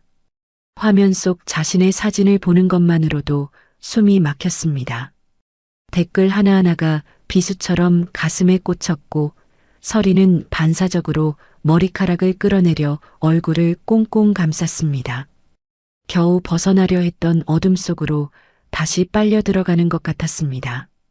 그날 저녁 인욱이 가게 문을 닫고 서리에게 작은 상자 하나를 내밀었습니다. 서리가 상자를 열어보니 안에는 하늘색 앞치마가 깔끔하게 접혀 들어 있었습니다. 앞치마 가슴 부분에는 훈장 김치라는 글씨가 예쁘게 수놓아져 있었죠. 인욱이 조용히 말했습니다. 이 앞치마에 가장 어울리는 건 당당한 미소예요. 서리는 앞치마를 가슴에 안고 한참 동안 아무 말도 하지 못했습니다. 눈가가 뜨거워졌지만 이번에는 울지 않았습니다. 대신 앞치마를 두르고 고개를 들었습니다. 서리는 그 길로 양동이에 물을 받고 걸레를 꺼냈습니다. 가게 바닥을 닦고 유리창을 닦고 조리대를 닦고 구석구석 먼지 한 톨 남기지 않겠다는 듯 온 힘을 다해 가게를 청소했습니다. 그 모습은 마치 자신에게 묻은 모든 모멸과 치욕을 함께 닦아내는 것처럼 보였습니다. 청소를 마친 서리가 반짝이는 유리창에 비친 자신의 모습을 보았습니다. 하늘색 앞치마를 두른 자신의 모습이 거기에 있었습니다. 마스크 위로 보이는 눈에는 더 이상 두려움이 아닌 조용한 결기가 서려 있었습니다. 그날 밤 서리의 핸드폰에 문자 하나가 도착했습니다. 남편 승준이었습니다. 당장 장사 접어. 안 그러면 가만 안 둔다. 서리는 그 문자를 읽고 한참 동안 화면을 바라보았습니다. 예전의 서리였다면 그 한 줄에 가슴이 조였을 겁니다. 하지만 서리는 떨리는 손가락으로 화면을 길게 눌렀습니다. 캡처. 그리고 날짜와 시간이 찍힌 그 화면을 조용히 저장했습니다. 서리는 핸드폰 속 사진 폴더를 열었습니다. 대자보 사진, 페인트가 뿌려진 유리창 사진, 인터넷에 퍼진 허위 게시글 캡처, 그리고 방금 저장한 협박 문자까지. 서리는 그 증거들을 하나씩 넘겨보며 나지막하게 중얼거렸습니다. 다 모으고 있어요. 하나도 빠뜨리지 않을 거예요. 서리의 목소리는 작았지만 그 안에 담긴 것은 두려움이 아니었습니다. 서리가 증거를 모으고 있다는 사실을 시댁 사람들은 알지 못했습니다. 하지만 그들은 서리가 다시 일어서고 있다는 것만으로도 참을 수 없었습니다. 서리의 가게가 하루라도 빨리 문을 닫아야 내연녀 유라의 거짓이 안전해지기 때문이었죠. 시어머니 박 여사가 직접 나섰습니다. 이번에는 대자보나 페인트 같은 수준이 아니었습니다. 시어머니 박 여사는 컴퓨터 앞에 앉아 인터넷 커뮤니티 수십 곳에 같은 내용의 글을 올리기 시작했습니다. 은설이라는 여자가 얼굴에 전염성 피부병이 있는데 마스크로 가리고 음식을 만들고 있습니다.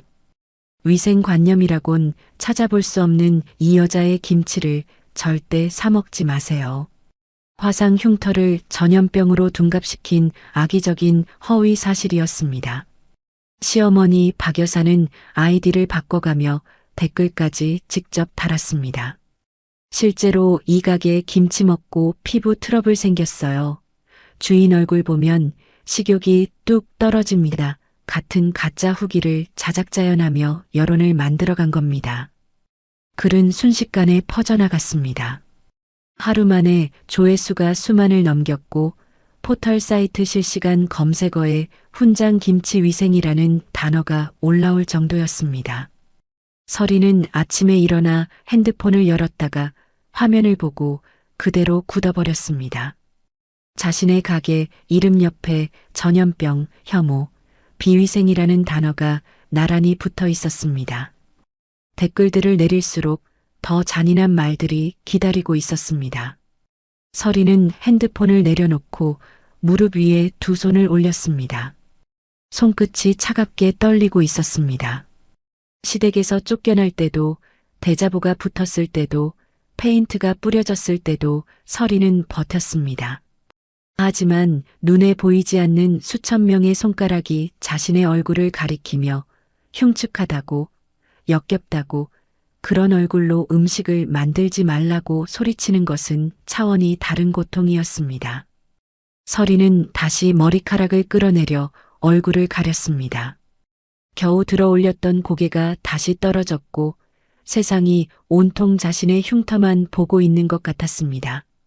인욱이 주방 문을 열고 들어왔을 때 서리는 조리대 앞에 앉아 고개를 푹 숙이고 있었습니다. 인욱은 핸드폰 화면을 이미 본 뒤였습니다. 인욱의 턱이 단단하게 굳어 있었지만 서리 앞에 무릎을 낮추고 앉으며 서리의 손을 조용히 잡았습니다. 설혜 씨, 저 사람들은 당신의 요리를 한 번도 먹어본 적이 없는 사람들이에요. 당신의 요리가 얼마나 아름다운지 잊지 마세요.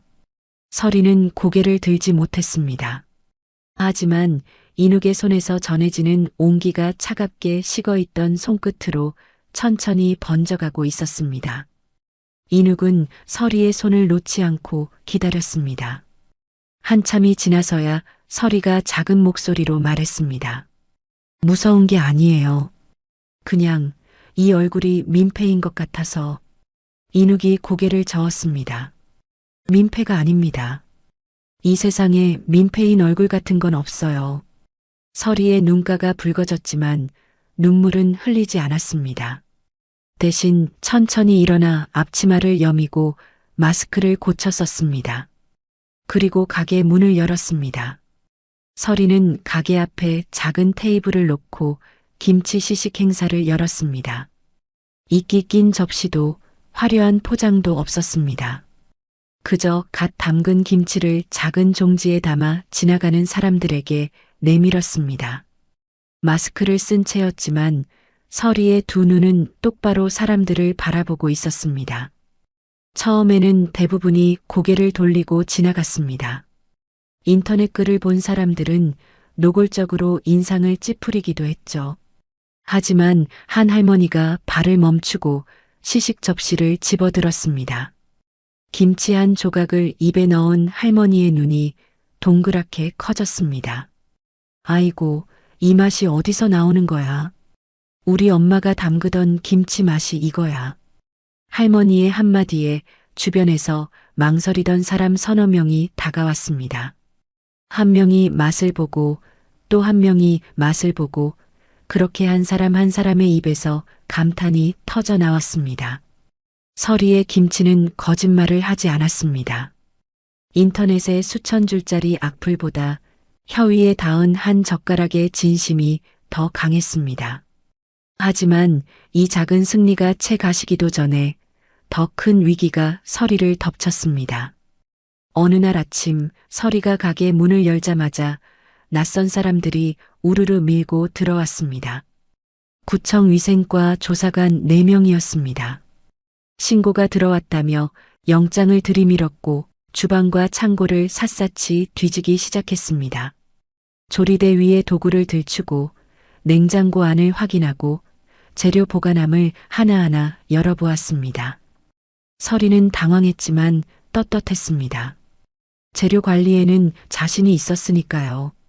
하지만 조사관 한 명이 창고 구석에서 비닐봉지 하나를 꺼내 들었을 때 서리의 심장이 멈추는 것 같았습니다. 봉지 안에는 시커멓게 변해 악취를 풍기는 썩은 배추가 들어 있었습니다. 서리가 한 번도 본 적 없는 것이었습니다.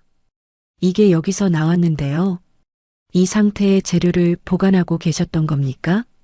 조사관의 눈이 차갑게 변했습니다.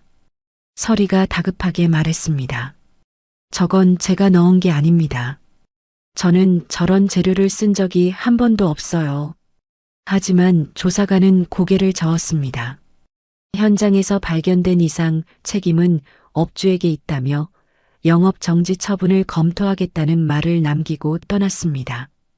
서리는 그 자리에 서서 멍하니 빈 창고를 바라보았습니다.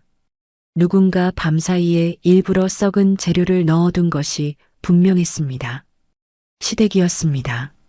인터넷 여론전으로도 모자라 이번에는 직접 증거를 조작해서 가게를 닫게 만들려는 것이었죠.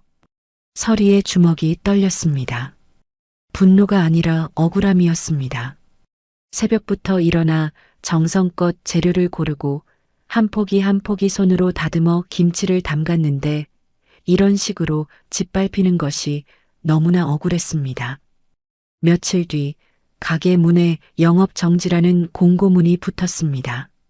지나가는 사람들이 공고문을 보며 수군거리는 소리가 서리의 귀에 들려왔습니다. 거봐, 인터넷에 올라온 게 사실이었나 봐. 위생 불량이래. 무서워서 어떻게 먹어. 서리의 가슴이 찢어지는 것 같았습니다. 맛으로 증명하겠다고 당당하게 맞서겠다고 다짐했는데 세상은 서리에게 입을 열 기회조차 주지 않았습니다. 그날 밤 서리는 가게 주방 한쪽에 놓아둔 부모님 사진 앞에 앉았습니다.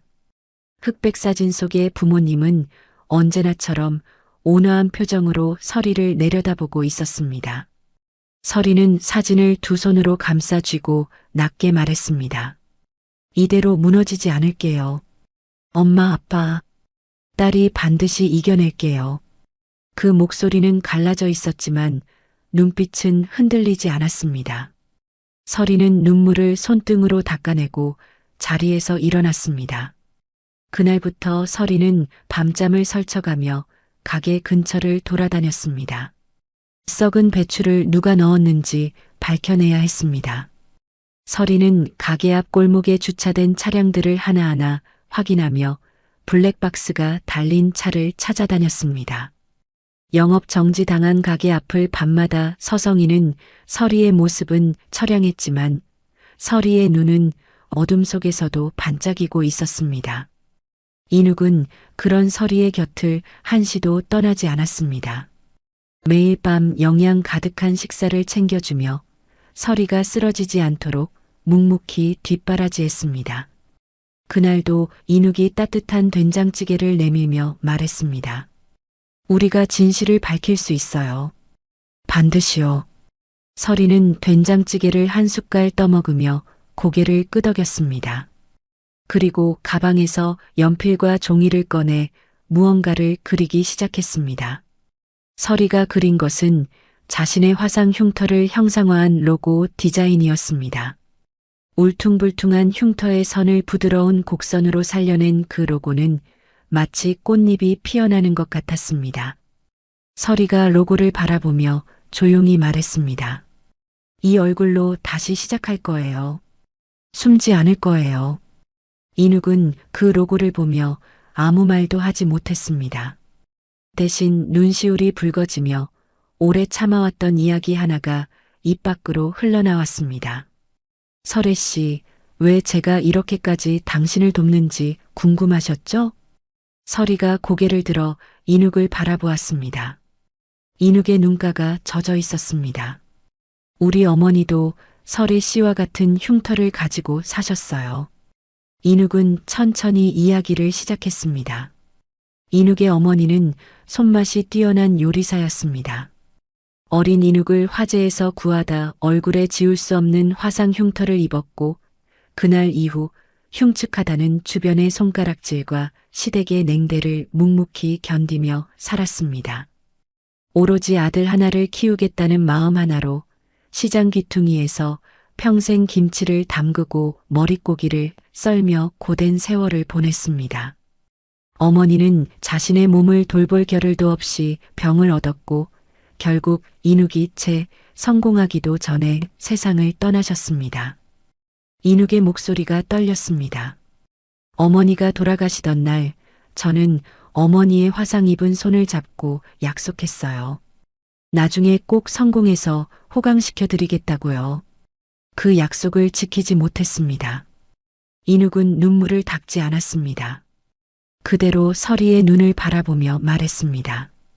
공원 벤치에서 서리 씨를 처음 봤을 때 거칠어진 손과 화상 흉터를 보는 순간 우리 어머니가 다시 돌아오신 것 같았어요. 어머니는 지키지 못했지만 서리 씨는 반드시 이 세상에 당당하게 세우겠습니다. 서리는 이눅의 이야기를 듣는 동안 한마디도 하지 못했습니다. 눈에서 뜨거운 것이 흘러내렸습니다. 이눅의 어머니와 자신의 부모님이 겹쳐 보였고 이눅이 왜 그토록 한결같이 자신의 곁을 지켜주었는지 비로소 이해할 수 있었습니다. 서리는 천천히 고개를 들었습니다. 그리고 이눅을 바라보며 작지만 분명한 목소리로 말했습니다. 저도 약속할게요. 어머님의 목까지 절대 무너지지 않겠습니다. 그 밤 가게 주방에는 두 사람의 조용한 울음소리만이 흘렀습니다. 하지만 그 눈물은 절망이 아니었습니다. 다시 일어서겠다는, 반드시 이겨내겠다는 각오가 눈물의 형태로 쏟아진 것이었습니다. 서리는 포기하지 않았습니다. 영업 정지 공고문이 붙은 가게 앞을 매일 밤 서성이며 골목 안쪽에 주차된 차량들의 블랙박스를 하나하나 확인해 나갔습니다. 10대, 20대, 30대. 대부분의 차주들은 귀찮다며 손을 내저었고 블랙박스가 꺼져 있거나 화질이 너무 낮아 쓸 수 없는 경우도 허다했습니다. 그러던 어느 날 밤 서리의 눈에 가게 바로 맞은편에 불법 주차된 검은색 승용차 한 대가 들어왔습니다. 사건이 터진 날부터 계속 같은 자리에 서 있던 차였습니다.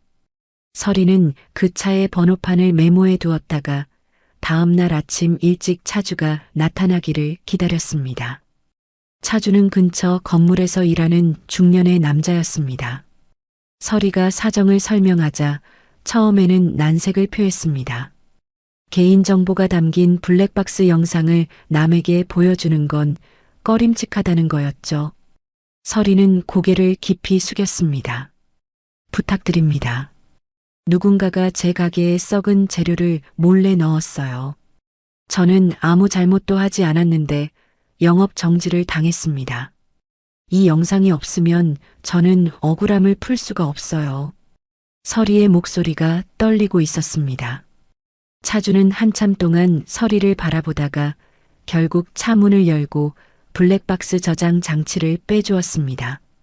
그날 밤 서리와 인욱은 가게 주방에서 노트북 화면 앞에 나란히 앉았습니다.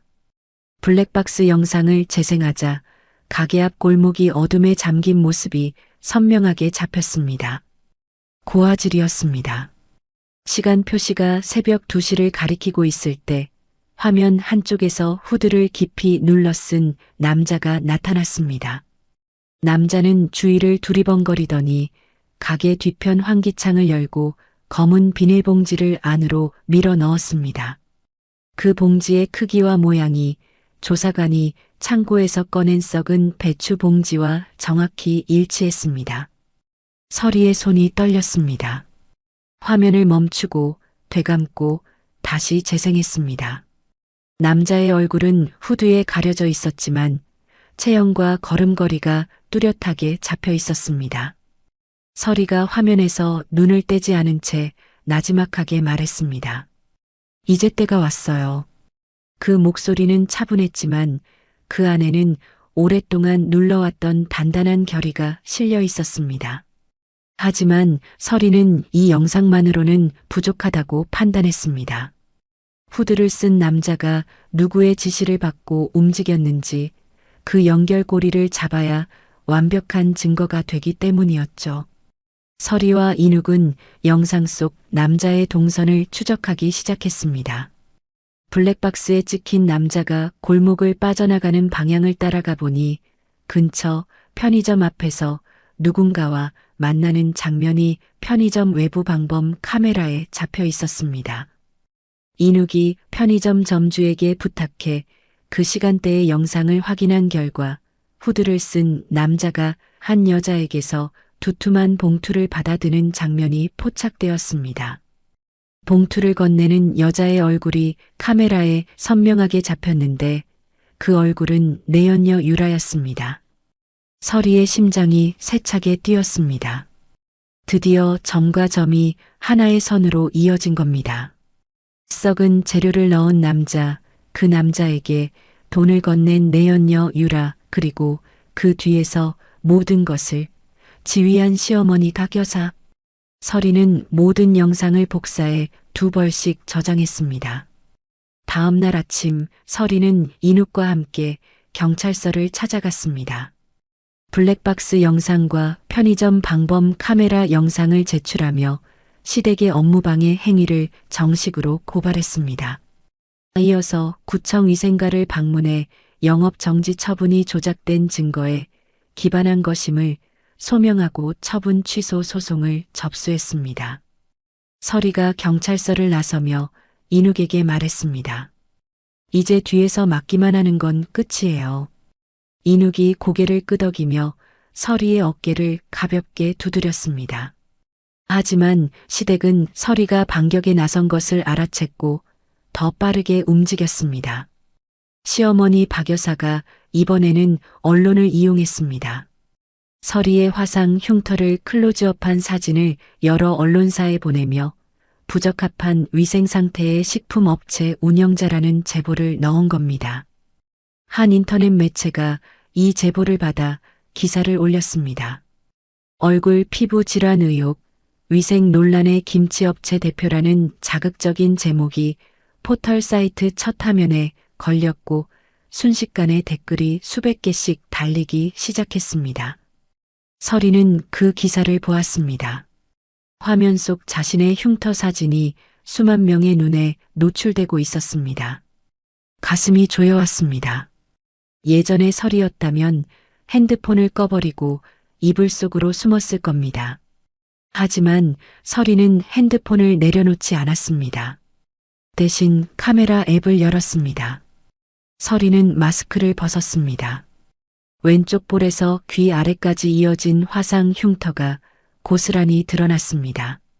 서리는 떨리는 손으로 핸드폰을 들어 자신의 얼굴을 찍었습니다. 그리고 그 사진과 함께 짧은 글을 자신의 SNS에 올렸습니다. 저는 은설이입니다. 이것이 제 얼굴입니다. 저는 이 얼굴로 김치를 담급니다. 부끄럽지 않습니다. 그것은 선언이었습니다. 더 이상 숨지 않겠다는, 세상과 정면으로 마주하겠다는 선언이었습니다. 서리는 거기서 멈추지 않았습니다. 인욱에게 부탁해 가게 주방에서 김치를 담그는 자신의 모습을 영상으로 촬영했습니다.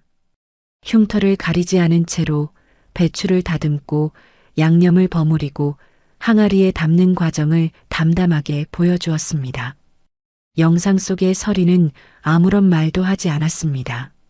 다만 재료를 다루는 손길이 얼마나 정성스럽고 숙련되어 있는지, 주방이 얼마나 깨끗하게 관리되고 있는지가 화면 안에 고스란히 담겼습니다. 인욱이 카메라를 들고 촬영하면서 서리의 옆모습을 바라보았습니다. 흉터가 드러난 얼굴로 당당하게 요리하는 서리의 모습에서 인욱은 깊은 존경을 느꼈습니다. 돌아가신 어머니가 끝내 하지 못했던 것을 이 사람은 해내고 있었으니까요. 서리가 올린 영상은 하루 만에 수만 회 공유되었습니다. 처음에는 호기심으로 클릭한 사람들이 영상을 보고 난 뒤에는 응원의 댓글을 달기 시작했습니다. 진짜 요리사의 손이다. 흉터가 아니라 이 정성을 봐야지. 이런 사람이 만든 김치라면 믿고 먹겠다. 응원의 물결이 악플을 밀어내기 시작했습니다. 내연녀 유라는 이 상황을 지켜보며 안색이 창백해졌습니다. 여론이 설의 쪽으로 기울고 있었습니다.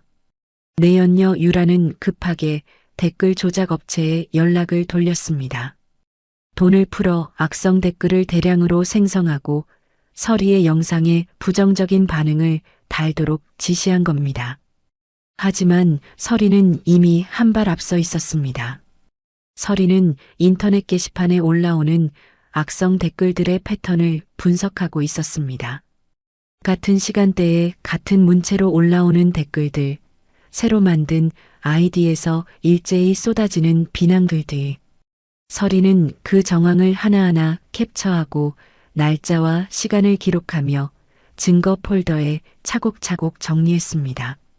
블랙박스 영상, 편의점 방범 카메라 영상, 협박 문자, 허위 게시글, 그리고 댓글 조작 정황까지. 서리의 증거 폴더는 날이 갈수록 두꺼워지고 있었습니다. 그리고 마침내 구청에서 연락이 왔습니다. 서리가 제출한 블랙박스 영상을 검토한 결과 썩은 재료가 외부인에 의해 반입된 정황이 인정되어 영업 정지 처분이 취소되었다는 통보였습니다. 서리는 전화를 끊고 한참 동안 움직이지 못했습니다. 인욱이 어떻게 됐어요? 하고 묻자 서리가 천천히 고개를 들며 말했습니다. 영업 정지가 풀렸어요. 인욱의 얼굴에 환한 웃음이 번졌고 서리의 마스크 위로 보이는 눈도 함께 웃고 있었습니다. 가게 문이 다시 열린 날 서리는 마스크를 쓰지 않았습니다. 흉터가 드러난 얼굴로 가게 앞에 섰습니다. 그런데 놀라운 일이 벌어졌습니다. 영상을 보고 찾아온 손님들이 줄을 서기 시작한 겁니다. 직접 와보고 싶었어요. 응원하러 왔습니다. 김치 한 포기 주세요. 서리는 손님 한 분 한 분에게 직접 김치를 담가 건네며 고개를 깊이 숙였습니다.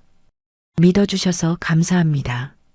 서리의 목소리가 작게 떨렸지만 그 안에는 진심이 가득 차 있었습니다. 그날 저녁 서리는 가게 문을 닫고 작업대 위에 새 포장지 시안을 펼쳐놓았습니다. 이전에 그렸던 흉터 형상의 로고를 정식 포장지에 넣은 디자인이었습니다.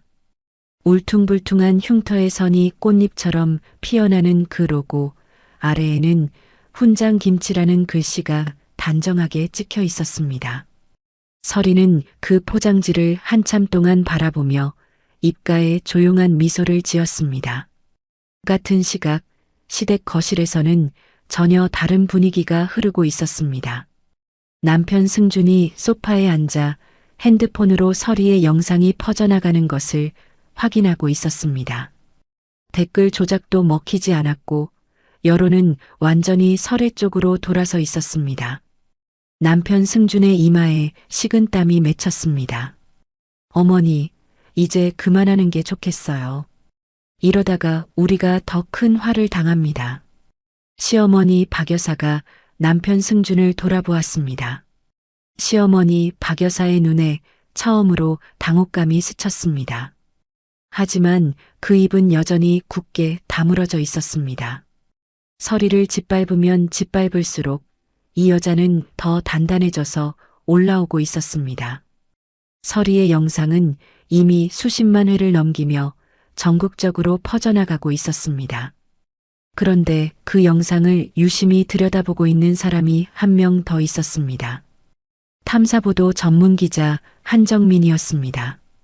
한 기자는 서리의 영상을 반복해서 돌려보았습니다. 화상 흉터를 가리지 않고 김치를 담그는 여자의 모습도 인상적이었지만 기자의 직감을 건드린 건 다른 것이었습니다. 흉터의 위치와 범위, 그리고 화상의 형태가 단순한 생활사고로 생긴 것이 아니었습니다. 한 기자는 과거 화재 사고 기록을 뒤지기 시작했습니다. 며칠간의 추적 끝에 한 기자는 15년 전 서산의 한 주택 화재 사고 기록에 도달했습니다. 당시 사고 현장에 출동했던 소방관을 수소문에 만났고 그 소방관의 입에서 놀라운 증언이 흘러나왔습니다. 그날 새벽에 화재 신고를 받고 출동했는데 현장에 도착했을 때 이미 2층 전체가 불길에 휩싸인 상태였습니다. 그런데 불길 속에서 젊은 여자가 비틀거리며 걸어 나오고 있었어요. 등에 의식을 잃은 어머니를 업고 한 손으로는 아버지의 팔을 끌고 있었습니다. 얼굴 왼쪽이 화염에 그대로 노출된 상태였는데 그 와중에도 부모님을 놓지 않으려고 이를 악물고 있었습니다. 소방관 생활 20년 동안 그런 장면은 처음 봤습니다. 한 기자의 손이 떨렸습니다. 서리의 화상 흉터는 어떤 사고의 결과가 아니었습니다. 불길 속에서 부모님을 구하려다 얻은 상처였던 겁니다. 한 기자는 서리의 가게를 직접 찾아갔습니다. 가게 문을 열고 들어선 한 기자는 주방에서 김치를 담그고 있던 서리에게 명함을 내밀며 정중하게 말했습니다. 은설애 씨, 저는 탐사보도를 하는 기자입니다. 당신의 상처는 흉터가 아니라 훈장입니다. 세상이 그 진실을 알아야 한다고 생각합니다. 인터뷰에 응해 주시겠습니까? 서리의 손이 멈췄습니다. 15년 동안 누구에게도 말하지 않았던 그날의 이야기를 세상에 꺼내놓으라는 것이었습니다. 서리는 대답하지 못하고 한 기자를 돌려보냈습니다. 그날 밤 서리는 가게 주방에 혼자 앉아 오래 생각했습니다. 부모님은 결국 화재 후유증으로 얼마 지나지 않아 돌아가셨습니다. 서리가 불길 속에서 업고 나왔지만 이미 연기를 너무 많이 마신 뒤였죠. 서리는 부모님을 살리지 못했다는 자책을 15년 동안 가슴 깊이 묻어두고 살아왔습니다. 흉터를 볼 때마다 구하지 못한 부모님이 떠올랐고 그래서 더 감추고 더 숨기며 살았던 겁니다. 하지만 지금은 달랐습니다. 시어머니 박 여사는 이 흉터를 괴물의 흔적이라 했고 남편 승주는 품격을 떨어뜨린다고 했고 내연녀 유라는 예쁘게 태어나지 그랬냐고 비웃었습니다. 세상은 이 흉터의 진짜 의미를 모른 채 서리를 판단하고 있었습니다. 서리는 부모님 사진을 꺼내 들었습니다. 한참 동안 사진을 바라보다가 천천히 고개를 끄덕였습니다. 다음 날 아침 설이는 한 기자에게 연락했습니다. 인터뷰에 응하겠습니다. 인터뷰는 설이의 가게 주방에서 진행되었습니다. 한 기자는 설이에게 15년 전 그날 밤의 이야기를 물었고 설이는 처음으로 그 이야기를 입 밖에 꺼냈습니다. 새벽에 연기 냄새에 잠이 깼던 것, 2층 복도가 이미 불길에 휩싸여 있던 것, 방 안에서 의식을 잃어가는 부모님을 발견하고 어머니를 등에 업었던 것, 한 손으로 아버지의 팔을 잡고 계단을 내려가다 천장에서 떨어진 불덩이가 왼쪽 얼굴을 덮쳤던 것. 설이는 담담하게 이야기했지만 마지막에 한마디를 덧붙일 때 목소리가 갈라졌습니다. 부모님을 살리지 못했어요. 업고 나왔지만 이미 늦었었어요. 이 흉터는 제가 부모님을 지키지 못했다는 증거라고 생각하며 살아왔습니다. 카메라 뒤에서 한 기자의 눈이 붉어졌습니다. 그날 저녁 메인 뉴스 시간에 설이의 이야기가 비중 있게 보도되었습니다. 15년 전 화재 현장의 기록 사진, 당시 소방관의 증언, 그리고 현재 김치를 담그는 설이의 모습이 교차 편집되어 나갔습니다. 앵커가 마지막에 이렇게 말했습니다. 은설의 씨의 흉터는 괴물의 흔적이 아니라 불길 속에서 부모님을 구하려 했던 영웅의 훈장이었습니다. 방송이 나간 직후 인터넷이 뒤집어졌습니다. 악플이 달리던 게시판에 응원 댓글이 쏟아지기 시작했습니다. 이런 사연이 있었다니 시어머니와 남편이 이 사람에게 괴물이라고 했다고?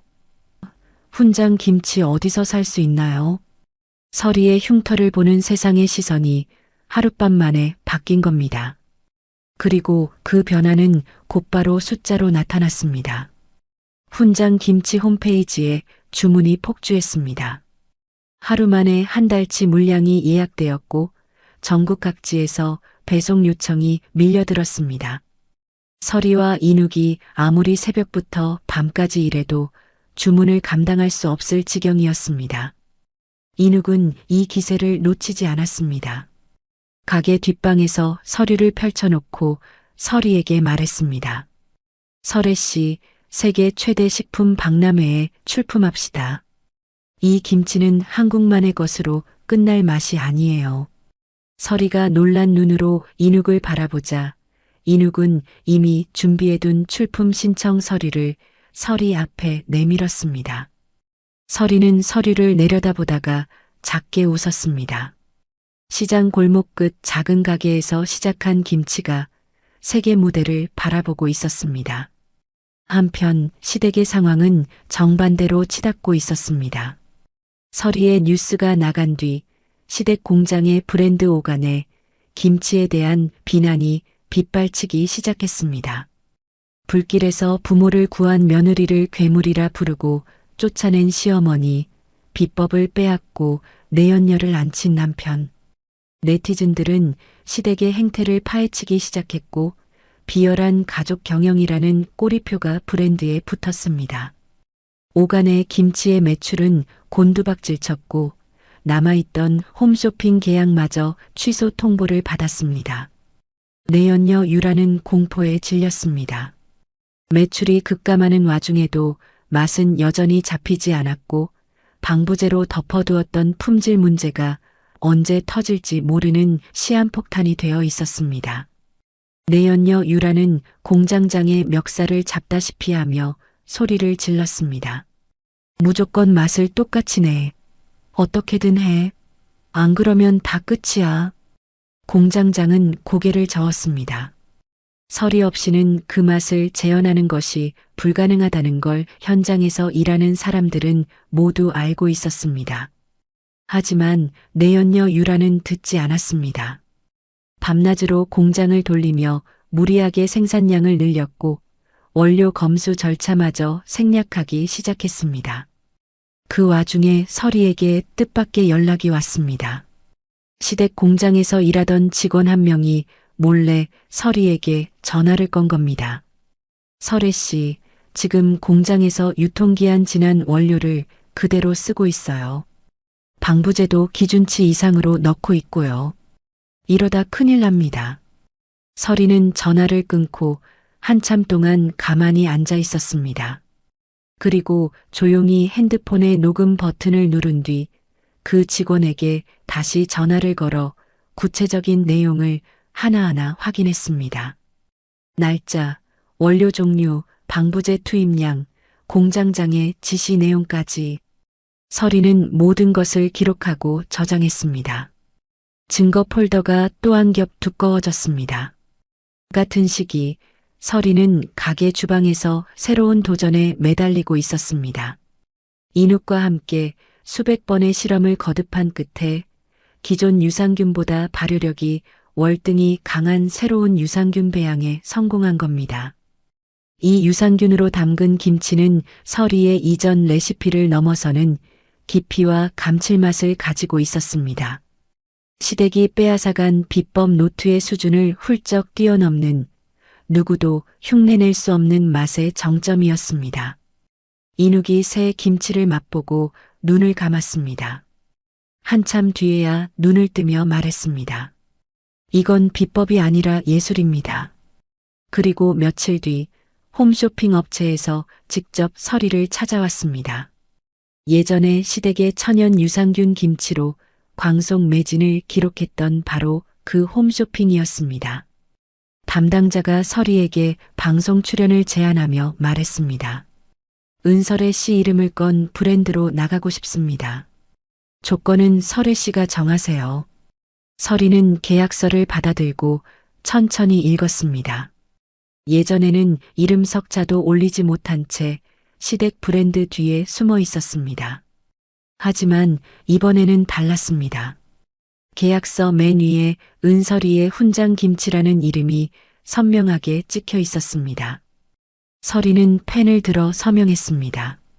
방송 전날 밤 서리는 가게 주방에서 부모님 사진을 꺼내 조리대 위에 세워놓았습니다.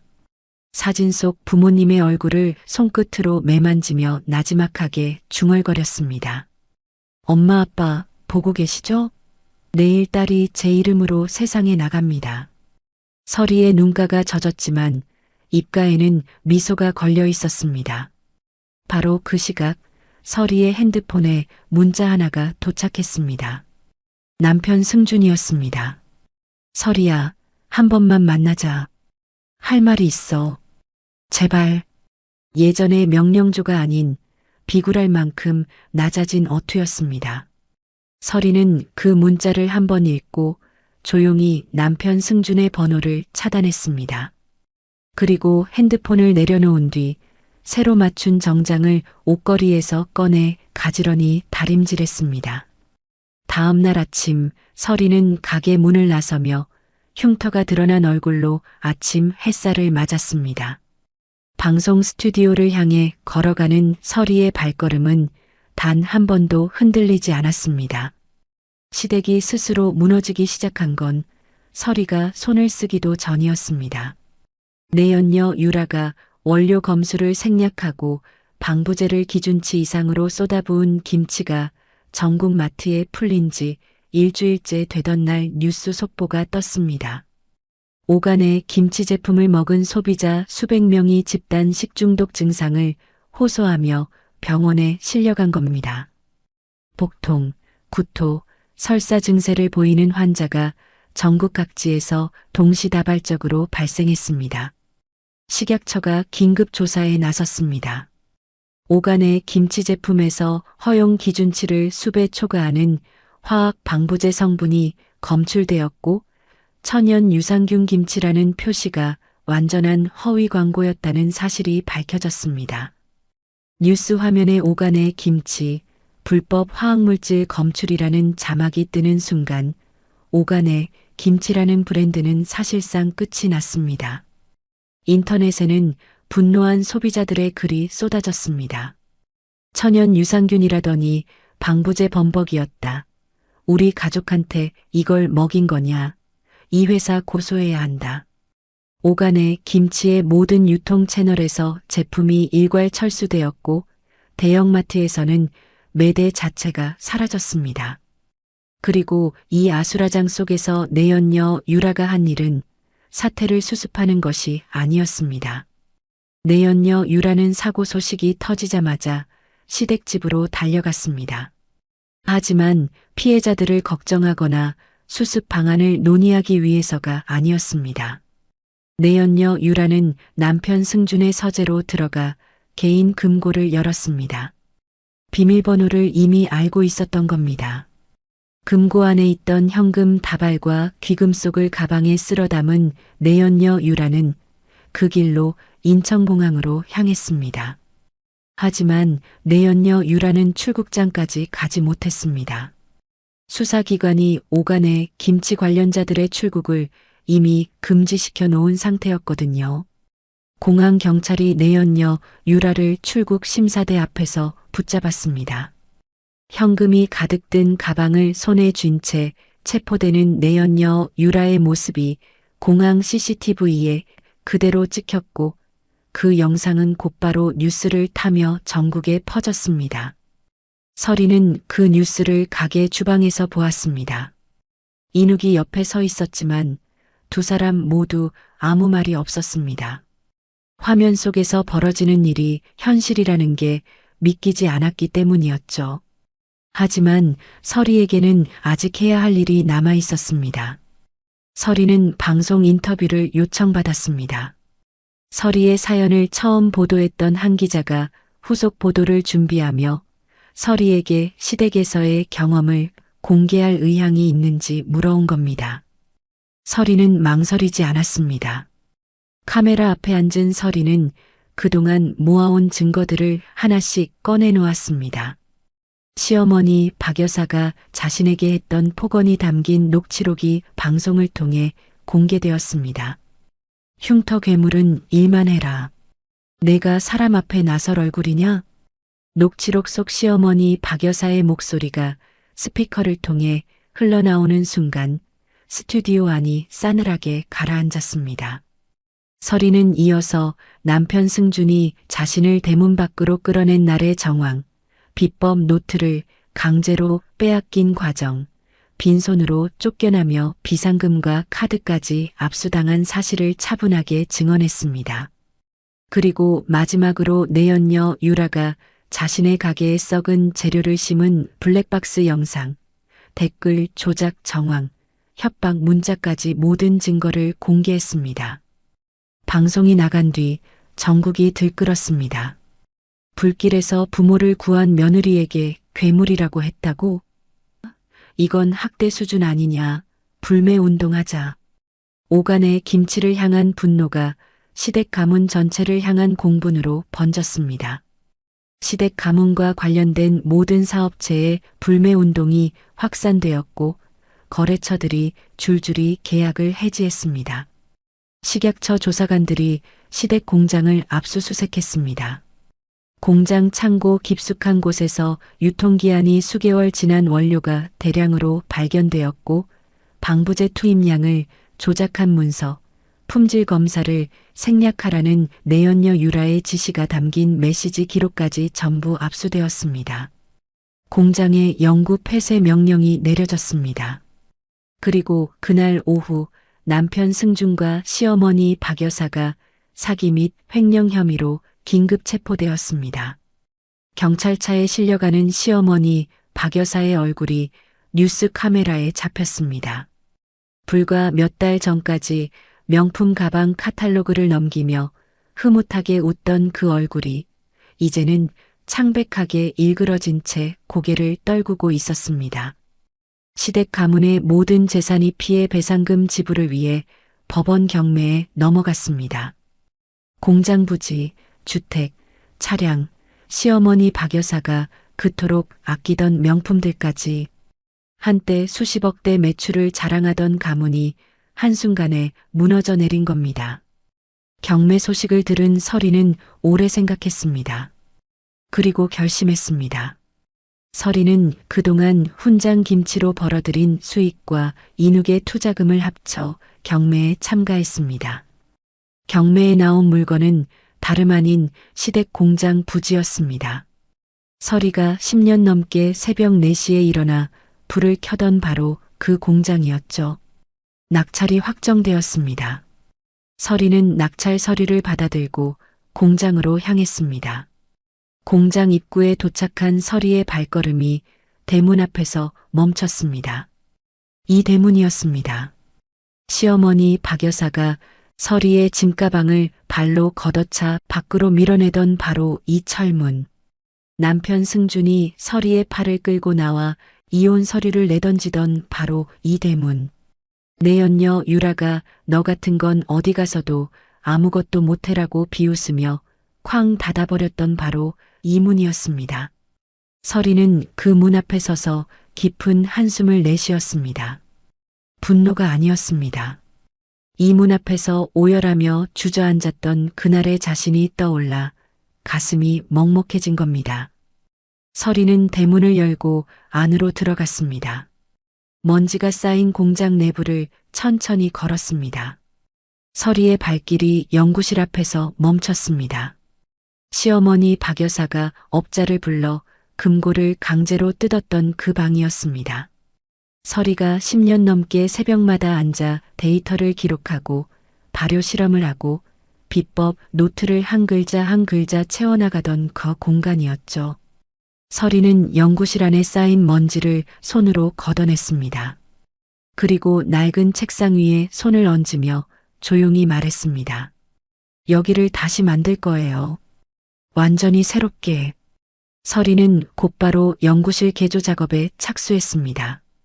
자신이 갇혀 일하던 낡은 연구실을 허물고 최신 발효 분석 장비를 갖춘 현대적인 연구소로 탈바꿈시키기 시작한 겁니다. 같은 시각 구치소에서는 시어머니 박 여사가 면회실 유리벽을 두 주먹으로 치며 소리를 지르고 있었습니다. 서리 불러와. 그것이 내 공장을 빼앗았어. 하지만 아무도 시어머니 박 여사의 말에 귀를 기울이지 않았습니다. 세상은 이미 서리의 편이었습니다. 서리의 훈장 김치는 거침없이 성장했습니다. 편의점 김치 부문 점유율 1위를 달성했고 전국 마트 진열대에서 가장 먼저 눈에 띄는 자리를 차지했습니다. 울퉁불퉁한 흉터를 형상화한 꽃잎 로고가 찍힌 포장지는 이제 소비자들에게 신뢰의 상징이 되어 있었습니다. 이누기 새 연구소의 창문 너머로 공장 마당을 바라보며 서리에게 말했습니다. 이제 당신이 진짜 김치 가문의 주인입니다. 그날 오후 서리는 공장 마당 한가운데 작은 구덩이를 팠습니다. 그리고 묘목 하나를 조심스럽게 심었습니다. 부모님을 기리기 위한 나무였습니다. 서리는 묘목의 뿌리에 흙을 덮어주며 두 손으로 꾹꾹 눌러주었습니다. 손에 흙이 묻었지만 닿지 않았습니다. 서리의 눈에서 눈물이 흘렀습니다. 억울해서도 아니었고 슬퍼서도 아니었습니다. 드디어 여기까지 왔다는, 부모님께 부끄럽지 않은 자리에 섰다는 안도가 눈물의 형태로 쏟아진 것이었습니다. 서리는 흙이 묻은 손으로 눈물을 닦다가 볼 위에 흉터를 스쳤습니다. 그리고 고개를 들어 작은 묘목을 내려다보며 말했습니다. 엄마, 아빠, 딸이 돌아왔어요. 이 자리에 다시 서게 됐어요. 바람이 불어 묘목의 가지가 살랑거렸습니다. 마치 대답이라도 하듯이. 마지막으로 서리가 한 일이 있었습니다. 시댁이 빼앗아 갔던 비법 노트를 법적 절차를 거쳐 되찾은 겁니다.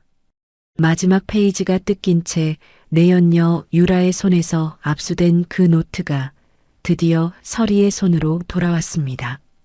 서리는 노트를 펼쳐 천천히 페이지를 넘겨보았습니다. 자신의 글씨가 빼곡히 적힌 페이지들 사이사이에 내연녀 유라가 휘갈겨 적은 메모가 끼워져 있었습니다. 서리는 그 메모들을 하나하나 빼내고 자신의 글씨만 남은 노트를 한참 동안 바라보았습니다. 그리고 공장 마당에서 노트에 불을 붙였습니다. 종이가 타들어가며 주황빛 불꽃이 피어올랐고 서리의 10년이 연기가 되어 하늘로 올라갔습니다. 서리는 노트가 완전히 재가 될 때까지 지켜보았습니다. 이 노트는 이제 필요 없었습니다. 서리의 머릿속에는 이미 이 노트를 넘어선 새로운 비법이 살아 있었으니까요. 과거는 오늘로 끝이었습니다. 시댁 가문이 무너지고 얼마 지나지 않아 서리의 사무실 앞에 낯익은 사람이 나타났습니다. 남편 승준이었습니다. 아니, 이제는 전 남편이라 불러야 맞겠죠. 전 남편 승준의 모습은 처참했습니다. 다림질 한 번 안 한 구겨진 셔츠에 며칠은 씻지 않은 듯한 얼굴, 그리고 한때 서리에게 품격 운운하던 그 입으로 사무실 경비원에게 사정하고 있었습니다.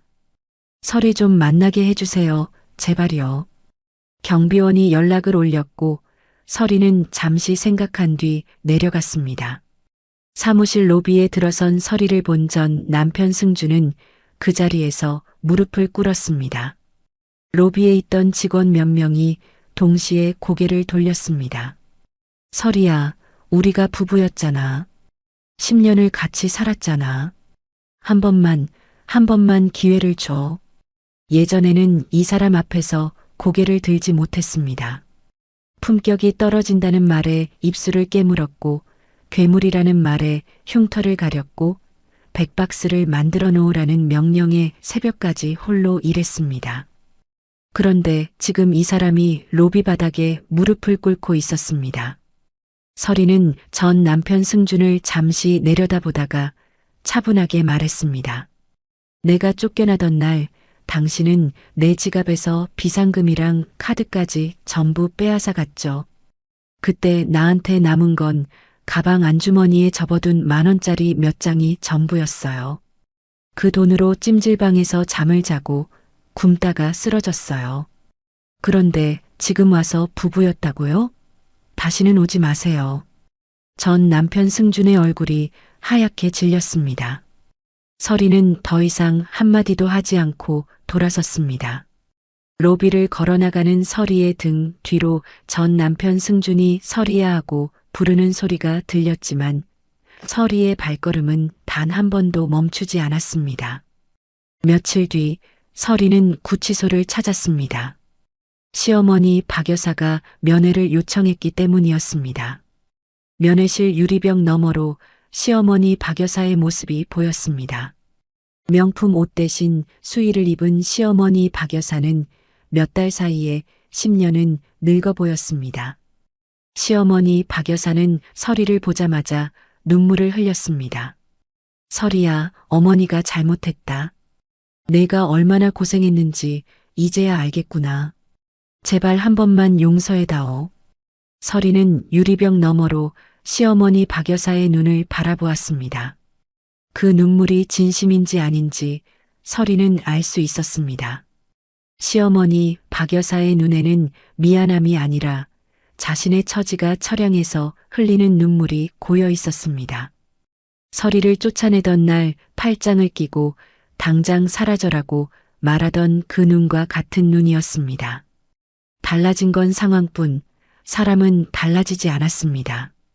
서리는 조용히 입을 열었습니다. 어머님, 저는 어머님을 용서하러 온 게 아닙니다. 다만 한 가지만 말씀드리러 왔어요. 어머님이 괴물이라 부르셨던 이 흉터는 불길 속에서 부모님을 구하다 얻은 겁니다. 어머님은 그걸 알고 계셨으면서도 끝까지 외면하고 무시하셨죠. 시어머니 박 여사의 입이 벌어졌다가 다쳤습니다. 서리는 자리에서 일어나며 마지막으로 말했습니다. 편히 계세요, 어머님. 서리는 면회실을 나서며 뒤를 돌아보지 않았습니다. 등 뒤로 시어머니 박 여사가 유리벽을 치며 서리의 이름을 부르는 소리가 들렸지만 서리에게 그 소리는 이미 아무런 의미가 없었습니다. 구치소를 나온 서리는 차를 타고 한 곳으로 향했습니다. 부모님의 납골당이었습니다. 서리는 납골당 앞에 무릎을 꿇고 앉아 한참 동안 아무 말도 하지 않았습니다. 바람이 서리의 머리카락을 날렸고 이번에는 흉터를 가리려 하지 않았습니다. 서리가 천천히 입을 열었습니다. 엄마, 아빠, 딸이 왔어요. 그날 불 속에서 두 분을 업고 나오면서 얻은 이 흉터를 저는 오랫동안 부끄러워했어요. 두 분을 결국 살리지 못했다는 죄책감 때문에 이 흉터를 볼 때마다 가슴이 무너졌거든요. 서리의 목소리가 떨렸지만 멈추지 않았습니다.